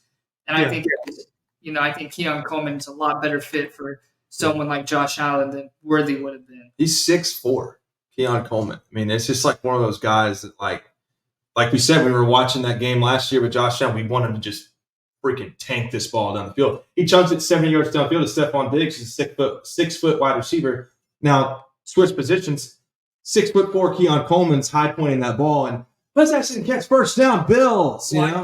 Well, Worthy's only 5'11", 165. I think if he takes one knuckleball from Josh Allen, it's probably going to feel like a shotgun to the chest. One hospital ball for Xavier Worthy. Yeah, I think one ball goes straight into his chest. Yeah. Goes straight into his chest. It's going to feel like a shotgun hit his chest. Yes. So Josh Allen throwing the ball. Okay, so my favorite pick in this year's draft, and I've got 2 of them. Number 1 was Jermaine Burton, wide receiver out of Alabama, going to the Cincinnati Bengals. Now, I think this is the move to protect the move away from T. Higgins. I don't know if he's going to be traded or not, but if he gets traded, you replace him with, in my player comparison, was Christian Kirk. This guy can kind of do it all, punt returner, very good slot receiver. This is your Tyler Boyd type replacement as well. So I thought, and he was a fantastic wide receiver at Alabama. My one concern about him, though, that I will say, and I'm only saying this because I heard Nick Saban say it, was that he kind of has off-field issues. And Nick Saban would not have said that on live television if he wasn't trying to get the attention of Jermaine Burton and say, don't make stupid decisions. And then the one that followed up after that one was Xavier Legette, wide receiver from South Carolina, going to the Carolina Panthers. I think he's going to be the next A.J. Brown type receiver. I think he's got the build. He's got the size. You got that country accent from South Carolina. Man, I'm just so excited to be here in South Carolina, motherfucker. And, I got confidence in him. I don't know what. It's the eye test for me, in terms of just his build and his size. I think he's going to do great things in Carolina with a young quarterback and a new coach, David Canales. The worst pick in the draft, and this is both a joke and I'm also serious, and just kind of be patient with me. It's Cooper DeJean. I think he's the worst pick in this draft for reason number one. The Eagles went back-to-back cornerback in this draft. They got a great cornerback from Toledo in the first round, followed up by trading up to get Cooper DeJean, the white boy cornerback out of Iowa. The one thing that never pans out in the NFL, which is why it's a joke, is as well, is a white cornerback. He's automatically on the all-white team. You get to be a starting spot on the all-white team, all-black team. But, congratulations. You're our Jackie Robinson. Like, that's the one thing that I hope pans out. Like, you don't realize, Cooper, and I tried to tag you on Twitter and ask you this, is that I don't think you realize how special you are. You are every white man's Jackie Robinson in 2024. And who would have thought the roles would have reversed? And I think this is Roger Goodell's scheme to implement DEI into the NFL and kind of just do the reverse double standard to say, hey, we need some more white boy cornerbacks. And they did it. But the pick itself, the reason number two why I think it's bad is that Howie Roseman basically gave into the big media, big board consensus where it's like, what if you got Cooper DeJean or Cooper DeJean, whatever? What if you traded for, this player, Hassan Reddick? Oh my God.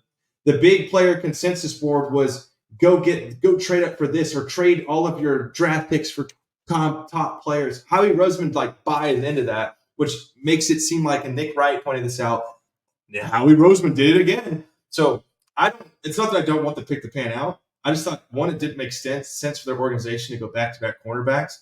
And I thought they needed a linebacker, which they could have drafted one. I might be wrong, but I disagree with you. I thought it was a bad pick. I just all right. But I hope Cooper DeJean works out. It's crazy how in the NFL they want affirmative action.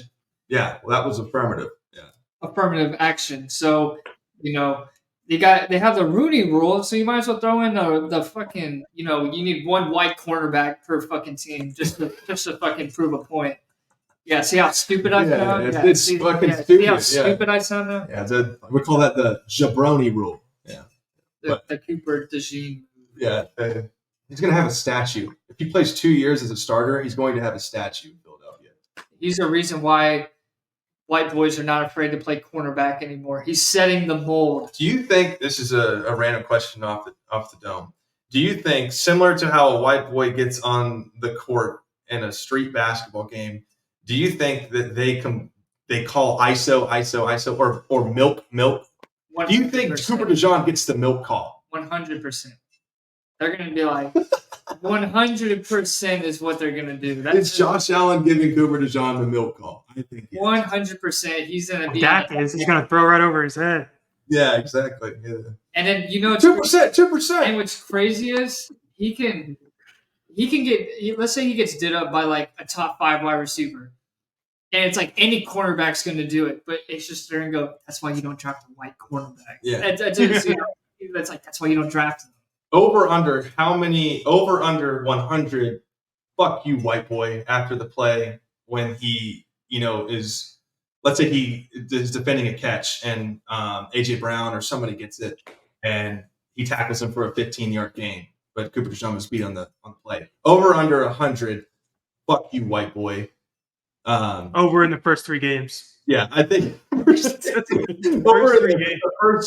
first 100 snaps for Cooper DeJean, get off the field, white boy. I think he's coming. Yeah, he's gonna hear some insult that is followed by cracker or white boy, and over 100 in the first 3 games.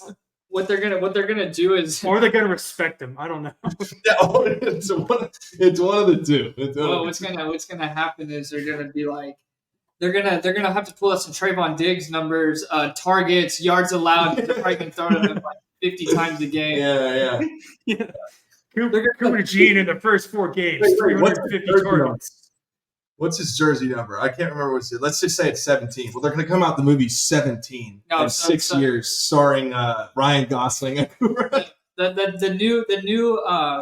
new rule is that since he's a white cornerback, just to make everything fair, that he has to guard 2 people at once each time he's on the field, just to make it fair. He's have to Timothy Chalamet stars in 17, the story of Cooper DeJean in the NFL. He can't face the quarterback at all at any time when he's playing cornerback, just to make it fair. So, that we don't have another issue with, white people taking over the cornerback position in the NFL. I personally don't think Cooper DeJean is going to be able to be allowed to press a cornerback, or a wide receiver. I think it's going to be banned from white cornerbacks in the NFL. Hey, can we get Colin Kaepernick on the show and ask him his opinion about a white cornerback? Has anybody got his phone number? I really want to reach out to him personally. 1-800-GAMBLER. Yeah. I want to reach out to him. Okay, let's move on. This is pretty much including the draft. I think our last bit of this draft before we move on to NBA playoffs is the sleeper pick of the draft. I'll let you start. Do you want to start with the sleeper pick? Give me a second. Give me the analyst. What is your sleeper pick from this year's draft? I've got a good one, I think.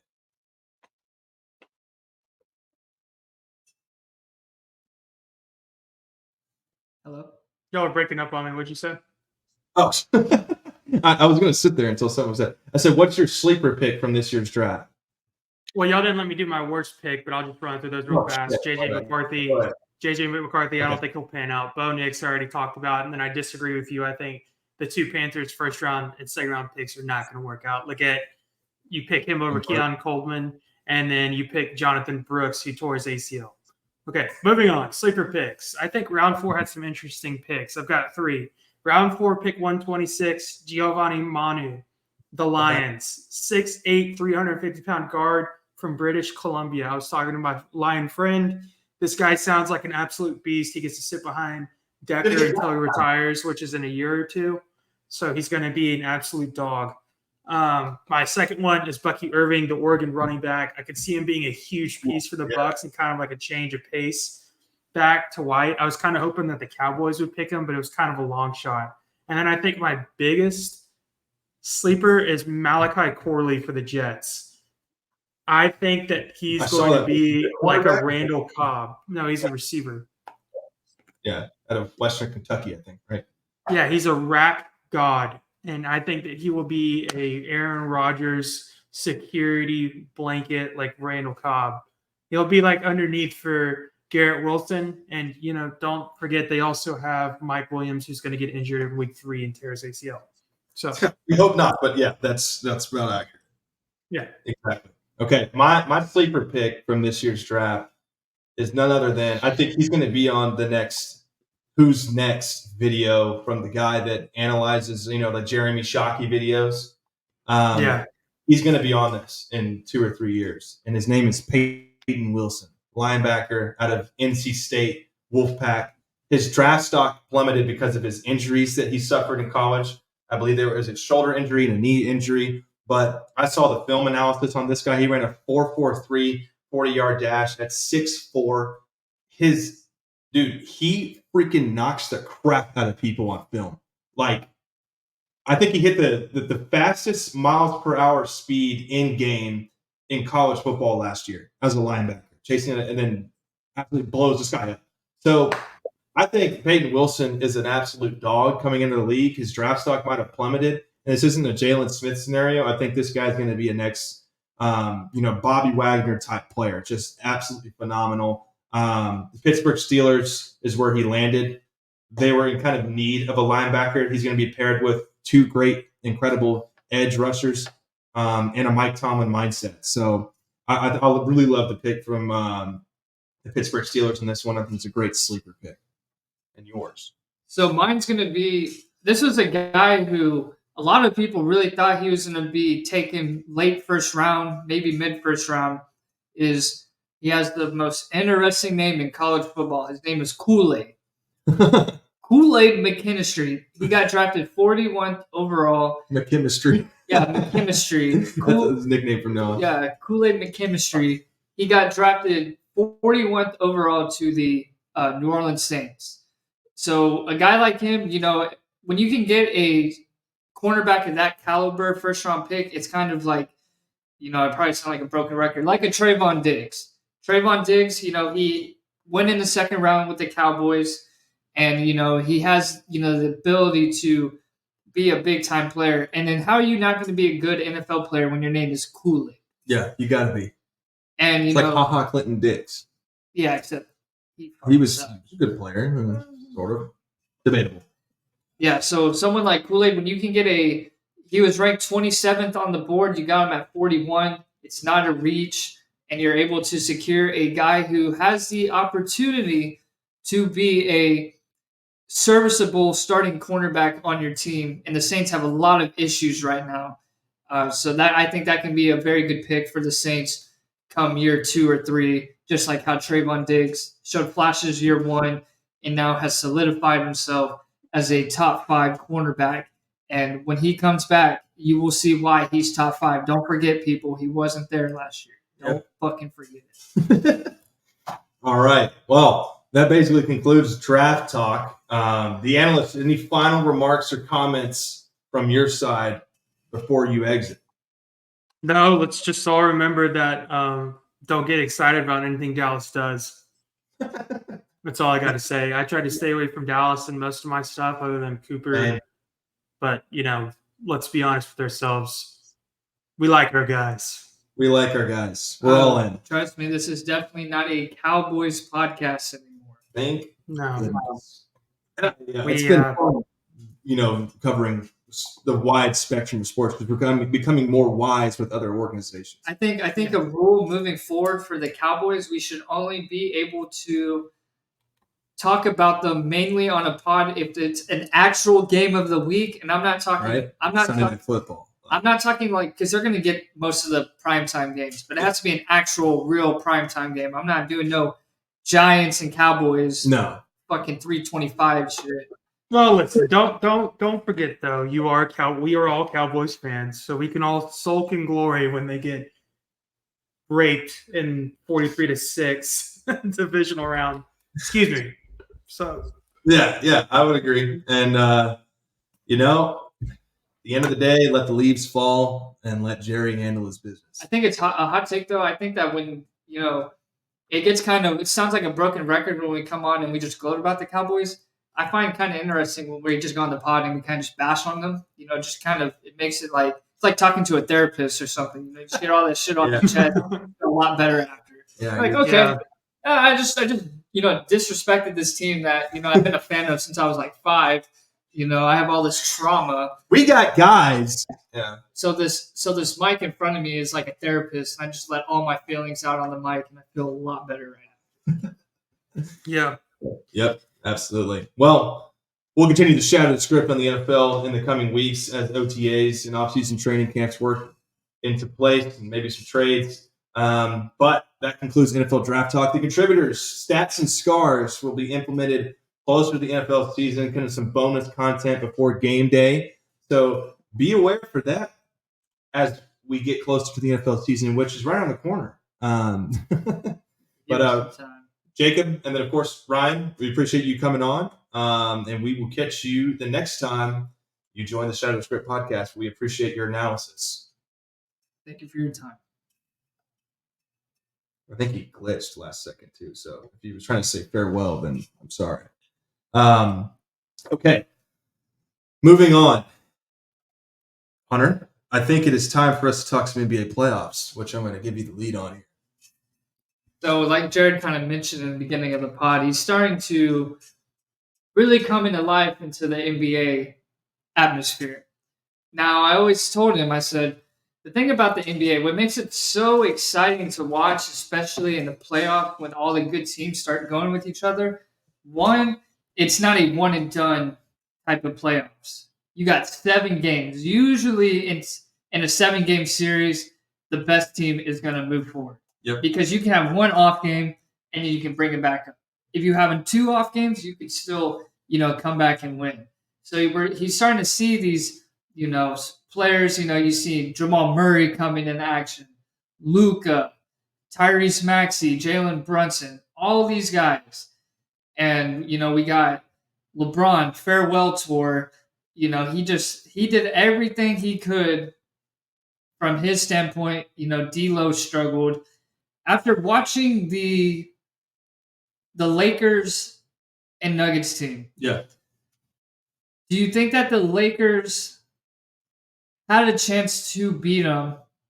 And if they would have beat them, do you think they could have went to the NBA Finals looking at the path moving forward?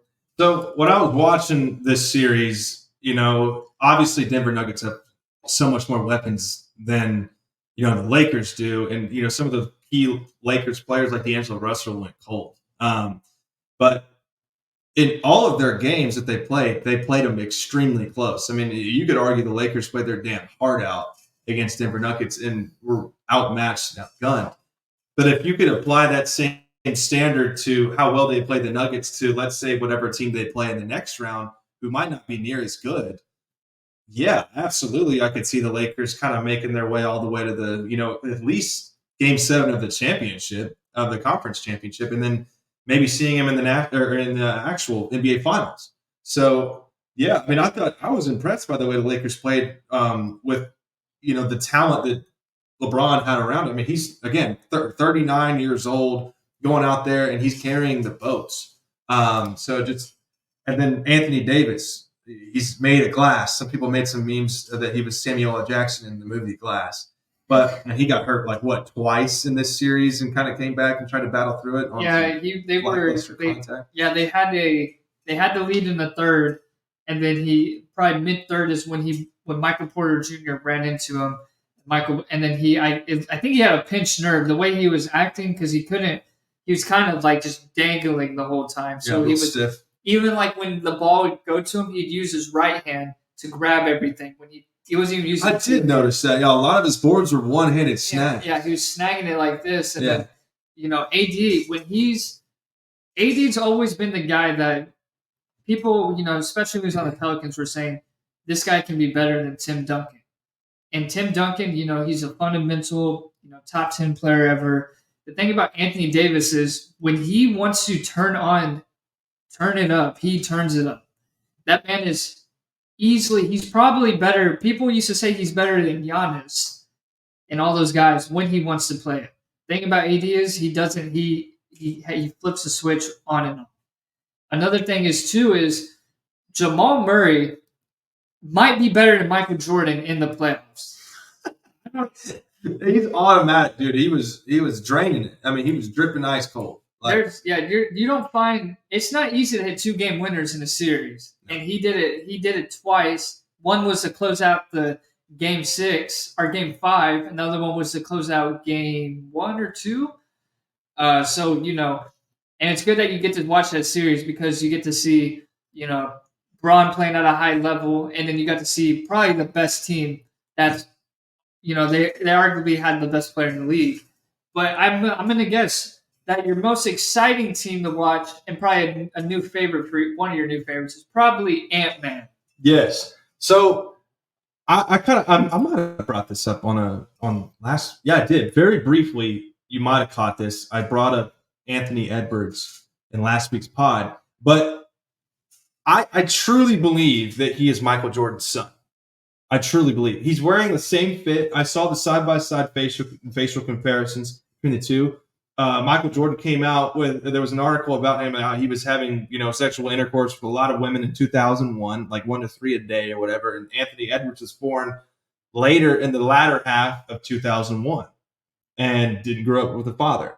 So a lot of people are saying that, which is true. Like it's from the but a lot of people are saying that this guy is Michael Jordan's son, and he's playing a lot like him. I mean, he is taking over the game for a random franchise that has not been prominent in years past. And Chicago wasn't a great, formidable franchise before Michael Jordan joined them.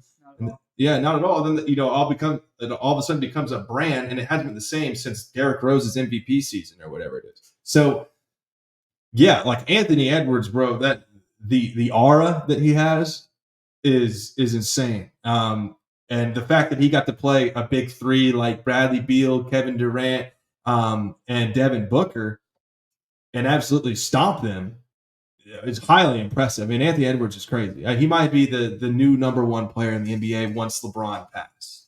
Yeah, someone like Anthony Edwards, he has this kind of he's kind of cocky, but he gets away with it because he's very subtle about it at the same time. He's cocky, but he's not. He knows he's good. And, when he's like, because when you go from, he's talking about, Katie was my favorite player growing up and everything like that. He's giving him his respect. He's giving him his flowers. But you see him on that court, you couldn't tell that was his favorite player. No, yeah. When he was going after Katie and to ice the game, he ISOs Bradley Beal, hits him with a little headsy crossover, and here comes Kevin Durant, coming to meet him at the rim, kind of trying to get out the way, and Ant just booms it right over him. Yeah. And, not a lot of guys, are saying they're going to, dunk on their favorite player, close out the series, one-time MVP, two-time finals.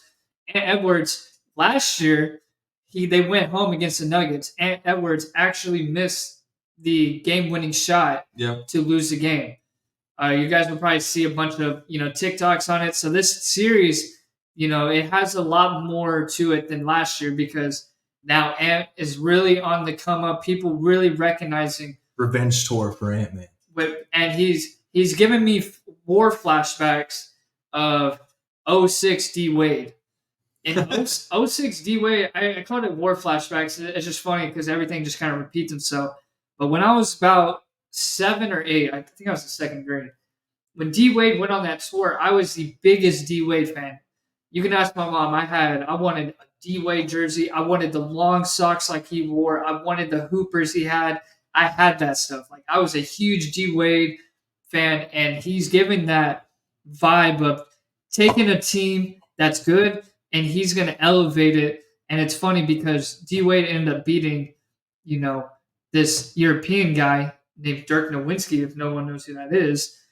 And now he's going to go against Jokic. It's very D Wade 06 Heat vibes when he's playing like Michael Jordan, except he has a little bit. Anthony Edwards isn't really the best 3-point shooter, but he can shoot threes. Yeah. But when he has a man's body, he can get to the rim, he can defend. What makes the Timberwolves so challenging as a team is because they have 5 defenders who can all switch any position. A lot of people give Gobert, they talk a lot of mess about him. They're like, I think he's overrated, don't they? Yeah, and Gobert, he's one of those people where, as a casual, if you're looking basically at stats, you're going to be like, yeah, he's overrated, and he doesn't have the best offensive game, even though he averages probably about 15. The thing about him is when I watch him, he affects a game on all aspects of I want to look at percentages when people go up against him because even when he doesn't block a shot, he affects the player's ability to make the shot because he's so big and tall to where he's defending the rim, whether he blocks it or not. Yeah, he looks like the Cinnabon Stickman. I mean, or the Applejacks Cinnabon thing. And for people who don't know, I'll actually tell you a real reason why people don't like Rudy Gobert. He's the reason why the NBA got canceled for 4 months because he's the first person who got COVID, and he's over here touching the mic like this. I didn't mean to do that, but he was touching the mic like that. Yeah, so basically, he's a big reason why. After that, that's when people really started to kind of like fuck you for the bubble. It's crazy because that's when people started to kind of get after that. So you got Ant-Man. They got Kevin Durant, but we got Jaden McDaniels.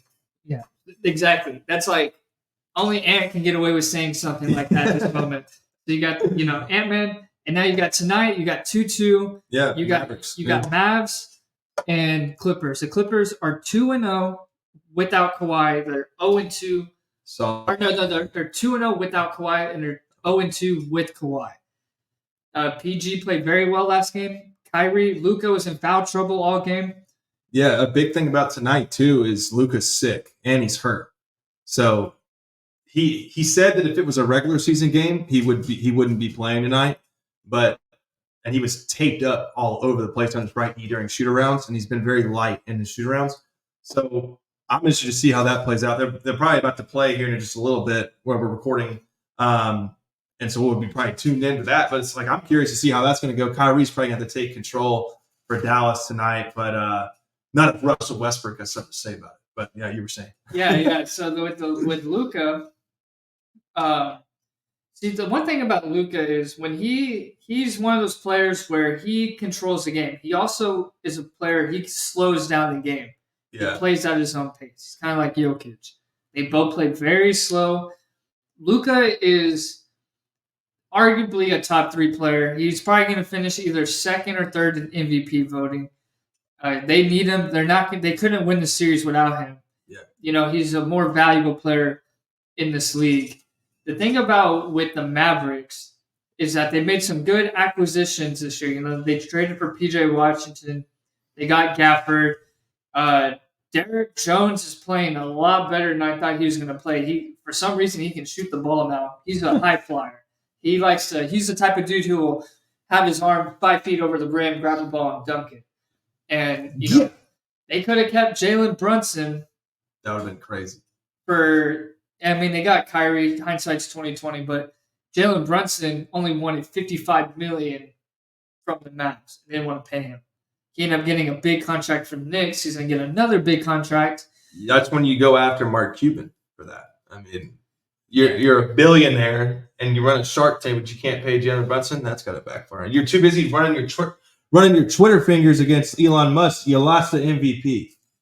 Yes, and then you got Jalen Brunson, and you got the Jalen Brunson Knicks versus the Philadelphia 76ers. Embiid's been hurt all series.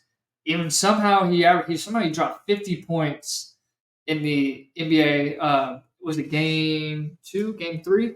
The thing about Embiid, what makes Embiid so special, is that he's 7'1", 300 pounds. And he shoots it over 80% from the free throw line. Not many big men can go 19 of 21 in a game from the free throw line. He's probably the only one who can do it. With his size, he's super light on his feet. He has great footwork. When he's healthy, he's the most dominant player in the league. Easily the most dominant. Yeah, he's one of the more physically dominating players. If he was healthy, I think the series would already be over. But with him lingering, it forces someone like Tyrese Maxey to step up and do that. But there's been a lot of injuries too, because then you got the Bucks. They just won a game without Giannis and Damian Lillard. Yeah, that's what's crazy to me is I was looking at those games. I'm like they're missing 2 of their primary players. I don't know what the injury diagnosis was for Damian Lillard, but it was his ankle or something, Achilles. right? Yeah, Achilles. Is he out? He's out.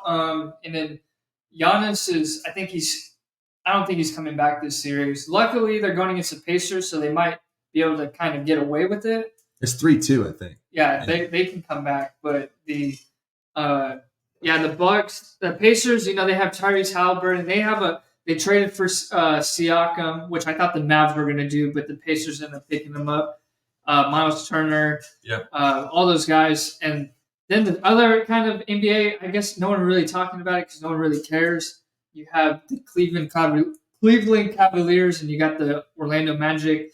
That's a two low market teams. I couldn't even tell you what's going on in that series, honestly. I honestly forgot they were playing until I was on the TV and they were like, Game 5, and I was like, huh? Yeah, well, the last one too is Boston and the Heat. I think the Heat were up by 20, about 20 or 30 minutes ago, like 66-42 or so before the half even began. So I think the Heat. No. The Celtics were. Sorry, that's what I meant. Yeah, the Celtics were up 66-42. So it's in the fourth quarter, and it's 107-73. Oh my God! Yeah, So the Heat are fried, which brings up your picture that you sent me earlier today of Jimmy Butler just completely exhausted, at the behind the goal post there, behind the goal. Let's see if I can. Wonder if they can see this. No, okay, whatever. yeah, Funny meme. yeah. So then you got the MVP or soon to be MVP, Shea. His Thunder went. His Thunder went 4-0. They swept the Pelicans. Pelicans, they kind of. I think they. Where are they going, Chuck? A lot of. They going that dirty ass water in Galveston. That dirty ass water in Galveston. They ain't even going to Cancun. We're gonna send y'all ass to Galveston, Texas, with that water dirty as hell, and you guys think it's a beach when you get on there. That ain't dirty as shit. That's where y'all go. Well, the thing about the Pelicans, a lot of people have high expectations for them. They're a very under the radar team. They definitely did not put up a fight like people thought. But with the Thunder, I will say that if I had SGA, he's one of those people. If I had to start a team, he's probably in my top 6 picks. He's one of the few Batmans in this league.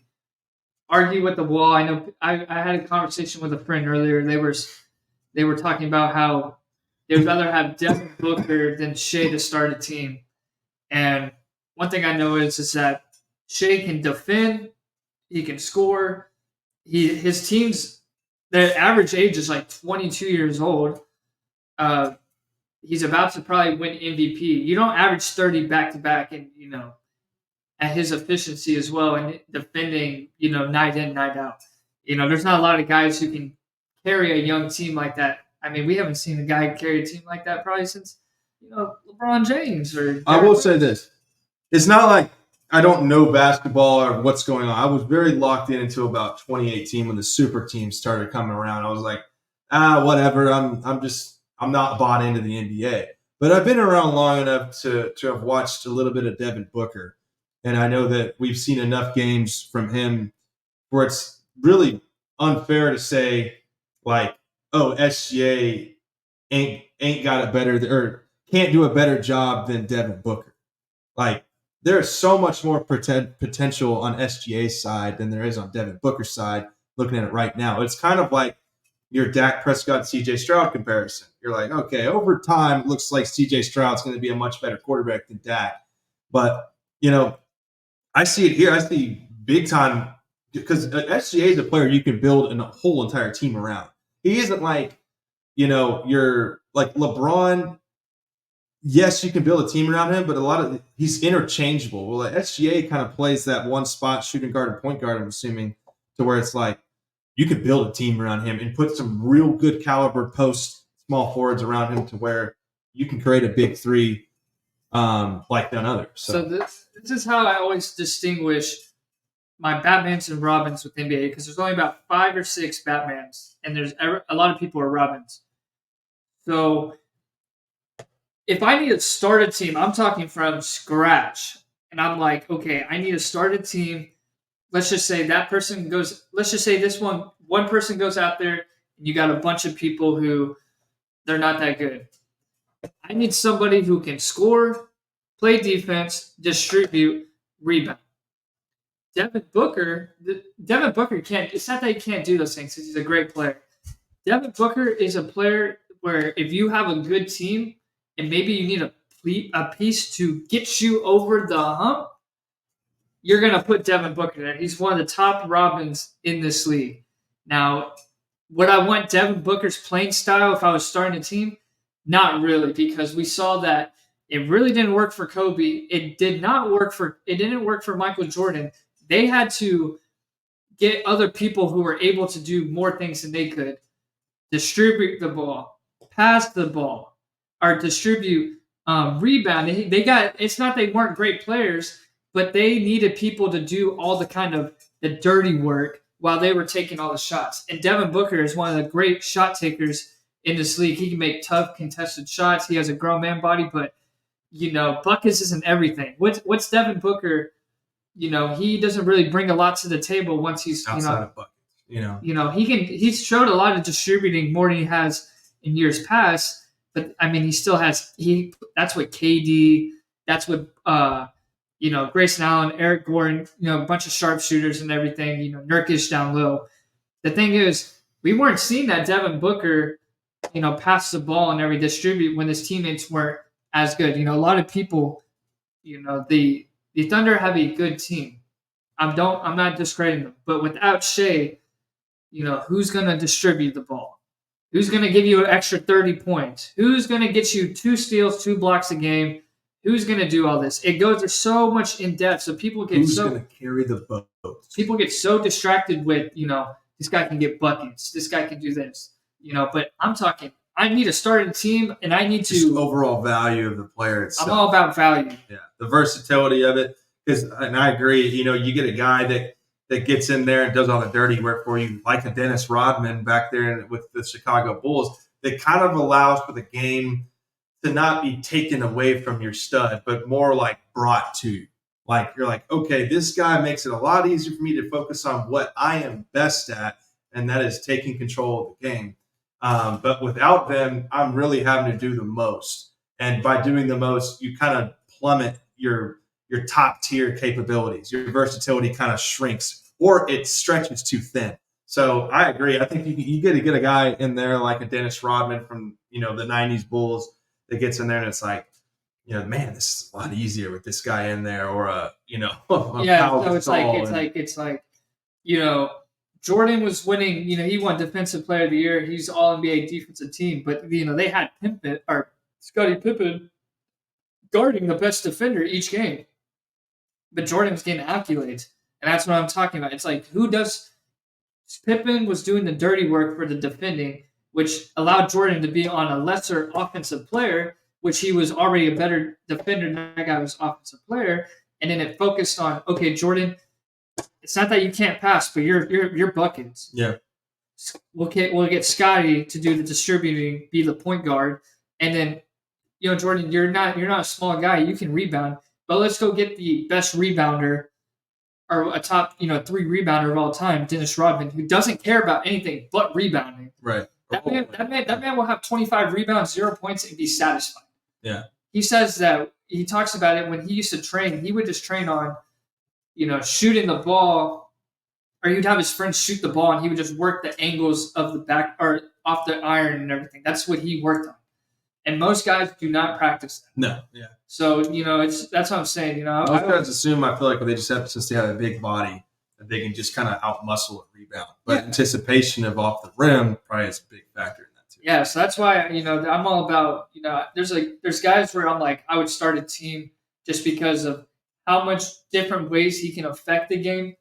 For if he's off, this guy, if LeBron somehow is off, he can still distribute, rebound, all that stuff. Guys like that, Jokic, Embiid, Luka, all those guys, they can do so much more if they're off. They're a lot better when they're on. Yeah. But they bring so much to a team basketball, even though NBA is known for one guy can change a game and take over a game, but they can't take over every game. And that's why you have to have people who are able to do a lot with less. And, Shea is one of those guys, Luka. There you go. Sorry, that was a little rant, but it was well documented though. All right. Well, like I said, the NBA playoffs, as they continue, we'll kind of monitor it every Sunday, and as we get closer to the finals, we'll probably get more exclusive coverage of the NBA. Of course, that's your specialty. Outside of NFL, is you're locked in, and I'm not to say that I'm learning a lot, but I'm just getting more familiar with the names and stuff. I can see the faces until I can put the pieces together, but it's been fun to get back engaged in the NBA. Then, as we close out every podcast from here on out, we've had the Hunter Pool quote of the day, brought to you by She's Never Coming Back. I got a nice quote of the day. It's going to be, it kind of goes into the quote I said a few weeks ago about the, giving or grabbing things instead of giving. So the quote of the day it's by Booker T. Washington. If you want to lift yourself up, lift up someone else. And basically, instead of, keep grabbing for things to make your life better, if you give if you give things to people to make their life better, it goes back to something like, helping them with a, relationship, a job, all this, giving them a present, buying them a drink, giving them a compliment. If you want to feel better about yourself, lift someone else up, because there's no greater feeling than helping somebody or making someone feel better, especially if they're having, a terrible week, terrible day. Lift someone else up, and then everything else it'll make your life better. And you want to be the person who wants to help others, and then everything else will fall in place. A great example of that, and the last thing I'll say is when your best buddy is placing a 1v4 in Call of Duty and he completely shits his pants, instead of staring at the screen in silence or calling him whatever names you want to call him or criticizing him however you want to call him, give him some encouragement, because he could be in that same scenario that next round or that next game where you need him to clutch.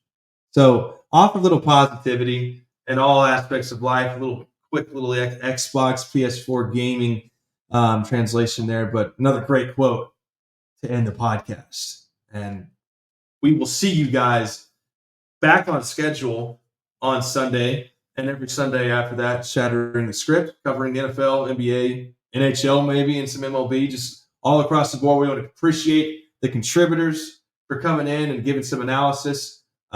Big time help. It was fun to have you guys back. A much longer podcast this time, so I hope you guys tune in for the entire thing. But appreciate y'all, and we will be back next Sunday. Thank you for your time.